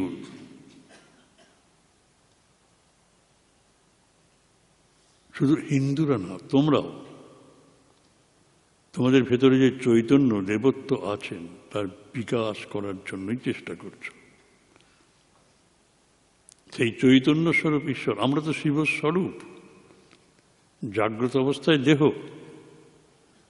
দেহ নির্ভর। স্বপ্নে আমরা মন নিয়ে থাকি, দেহটা পড়ে থাকে বিছানায়, আমি তো ঘুরে বেড়াচ্ছি চতুর্দিকে, সেটাই বিশিষ্টাদ্বৈতবাদ। আর আত্মা গভীর ঘুমে, আমি আত্মচৈতন্যে এক। তাহলে অস্তিত্বের তিনটে স্তর, সত্যের তিনটে স্তরকে মানতে হবে। দেহ সত্য, যেমন ক্ষুধার কথা বলা হলো, দেহ সত্য, মন সত্য, তাকেও খাবার দিতে হবে। সেই মন শীর্ণ হয়ে থাকবে খাদ্যের অভাবে, তত ঠিক না। সেই জন্যই কালচারের ব্যাপার, কালচারাল লাইফটাকে উন্নত করতে হবে, মনের খাবার। আপনি গান গাইলে বা সাহিত্য রচনা করলে, শিল্প রচনা করলে আপনার পেট ভরবে না, কিন্তু আপনি আনন্দ পান। সে আনন্দটাকে দিতে হবে। মনের বিকাশ, মন সূক্ষ্ম না হলে পর এই গান যারা গান তারা সূক্ষ্ম তত্ত্বগুলোকে গ্রহণ করেন। একটা শব্দের মধ্যে কত পার্থক্য আছে তারা বিচার করে বুঝতে পারেন। আমরা অনেকে পারি না। প্রত্যেকটা রাগ তারা ধরতে পারেন। কেউ যদি আলাদাভাবে গান, তখন তারা ধরে ফেলেন। এটা কেন হয়? মন সূক্ষ্ম হয়ে যায়। এই জন্য কালচারাল লাইফ। আর গভীর ঘুমে মনও নেই, দেহও নেই, ওটা তো আমারই আত্মা, জীবাত্মা। এই ভারতবর্ষ সেই সত্যের কাছে যাওয়ার চেষ্টা করে, ওই জীবাত্মার সাথে পরমাত্মার মিলন ঘটান। তা আমরা শিবস্বরূপ। প্রত্যেকটা জীব, পোকামাকড় থেকে যাদের প্রাণ আছে, তারা ঘুমের মধ্যে দিয়ে ওই চৈতন্যে গিয়ে হাজির হচ্ছেন। এবং চৈতন্য ইউনিক, এর পার্ট নেই। আমাদের সিটিজেনশিপের মতো। কারো সিটিজেনশিপ 1/4, 1/8 হয় না, অখণ্ড, ইন্ডিভিজুয়াল। তেমনি আপনার চৈতন্য, আপনি নারী বলে আপনার চৈতন্য ঘুমের মধ্যে আলাদা হবে, আমাদের আলাদা হবে তা না। পণ্ডিত মূর্খ সে ভেদ নেই, হিন্দু মুসলমান ভেদ নেই। এই তত্ত্ব স্বামীজি তুলে ধরলেন যে সেই মহান কেন্দ্রীয় তত্ত্ব মানুষের ভিতর দেবত্ব বিকশিত করার, এই সকল ধর্মকে সেই দিকেই অগ্রসর করিয়ে নিয়ে যেতে হবে। এরকম মানে বলার সময় নেই, দেরি হয়ে যাচ্ছে। এবং এই জন্য এত প্রশ্নের উত্তর দেওয়ার পরেও হাজার হাজার, প্রথম শুনছেন তো, হাজার হাজার প্রশ্ন এসে গেছে। পুনর্জন্মবাদ, কর্ম এবং তার ফল, সেটি এখানে হিন্দু ধর্ম বলতে স্বামীজি কিন্তু সেটাই কিন্তু মুখ্যত ব্যাখ্যা করেছেন। কর্ম, আমি যেমন কর্ম করব সব ফল পাব। যে কর্মের ফল ভোগ হয়নি এই জন্মে, পরের জন্মে যে জন্মটা পাবো সেটা হচ্ছে ভোগায়তন দেহ। সেই প্রারব্ধ কর্মটাকে বলে, যেটা অদৃষ্ট। যে কর্মের ফল অদৃষ্ট, অদৃষ্ট মানে ভাগ্য নয়, অদৃষ্ট মানে দেখা যায়নি যে কর্মফল, সেটা ভোগ করার জন্যই আমাদের বর্তমান শরীরগুলো হয়েছে। সেটা ভোগ করতে গিয়ে আমরা যে অনেক সুকর্ম কুকর্ম করি, তার রেজাল্টেন্ট হচ্ছে সেই আবার আমাদের নেক্সট জন্মটা। এখন সেই জন্যই বলছেন শুধু শুদ্ধ জন্ম, শুধু শুদ্ধ জন্ম করে যান, শুদ্ধ কর্ম করে যান, শুদ্ধ কর্ম করে যান, তাহলে শুদ্ধ মন তৈরি হয়ে যাবে। একেবারে চোঁচা দৌড় দেওয়া যাবে, তখন আর আঁকামাকা হবে না, সরল রেখাতে বেরিয়ে যাব। যেমন বুদ্ধ গেছিলেন, জাতকের কাহিনীতে সেগুলো রয়েছে। এবং বলছেন যে হ্যাঁ, আমরা পূর্বজন্মের কথা জানতে পারি না। কেন জানতে পারি না? তার কারণ আমি যদি এখন ইংরেজিতে বক্তৃতা দিই, তখন বাংলা, আমি মাতৃভাষা বাংলা কথাগুলো আমার মনে নেই, মনে আসবেই না। কিন্তু আমি যখনই ইংরেজি বক্তৃতা বন্ধ করে দেবো তখন আবার বাংলার চিন্তাগুলো এসে যাবে। তেমনি এই জীবনটা যখন যাপন করছি আমার ভেতরে পূর্বজন্মের কোনো স্মৃতি নেই, কিন্তু যখনই সাধন ভজন মধ্যে দিয়ে যাবে তখনই পূর্বজন্মের স্মৃতি আবার বেড়ে তোমার কাছে চলে আসবে। ইউ ক্যান নো দ্যাট, স্বামী জোর দিয়ে বলছেন। যাই হোক, এই বক্তৃতা দেওয়ার পরেই তিনি তার পরের দিন তার অ্যালটেড টপিক ছিল যে what Christians can do for India. তখন উনি বলেছিলেন, এই প্রশ্ন করেছিলেন, উত্তরটা দিলেন যে তোমরা রুটি পাঠাও, তোমাদের ধর্ম একঘেয়েমি, তোমাদের ধর্মের মধ্যে অনেক সংকীর্ণতা আছে, সেটা আপনি প্রমাণ করে দেখিয়ে দিলেন যে হোয়াই দিস সিন অ্যান্ড সিনফুলনেস। আমরা পাপী নই, অমৃত সন্তান, আমরা তো কেউ পাপী নই। A good apple is sweet. A good lemon is sour. এখন যদি বলেন যে লেবুটা খেয়ে লেবুটা টক, এটা আপনার মূর্খামি। ওর মধ্যে আপনি মিষ্টতা চাইছেন কেন, যেটা যেখানে নেই?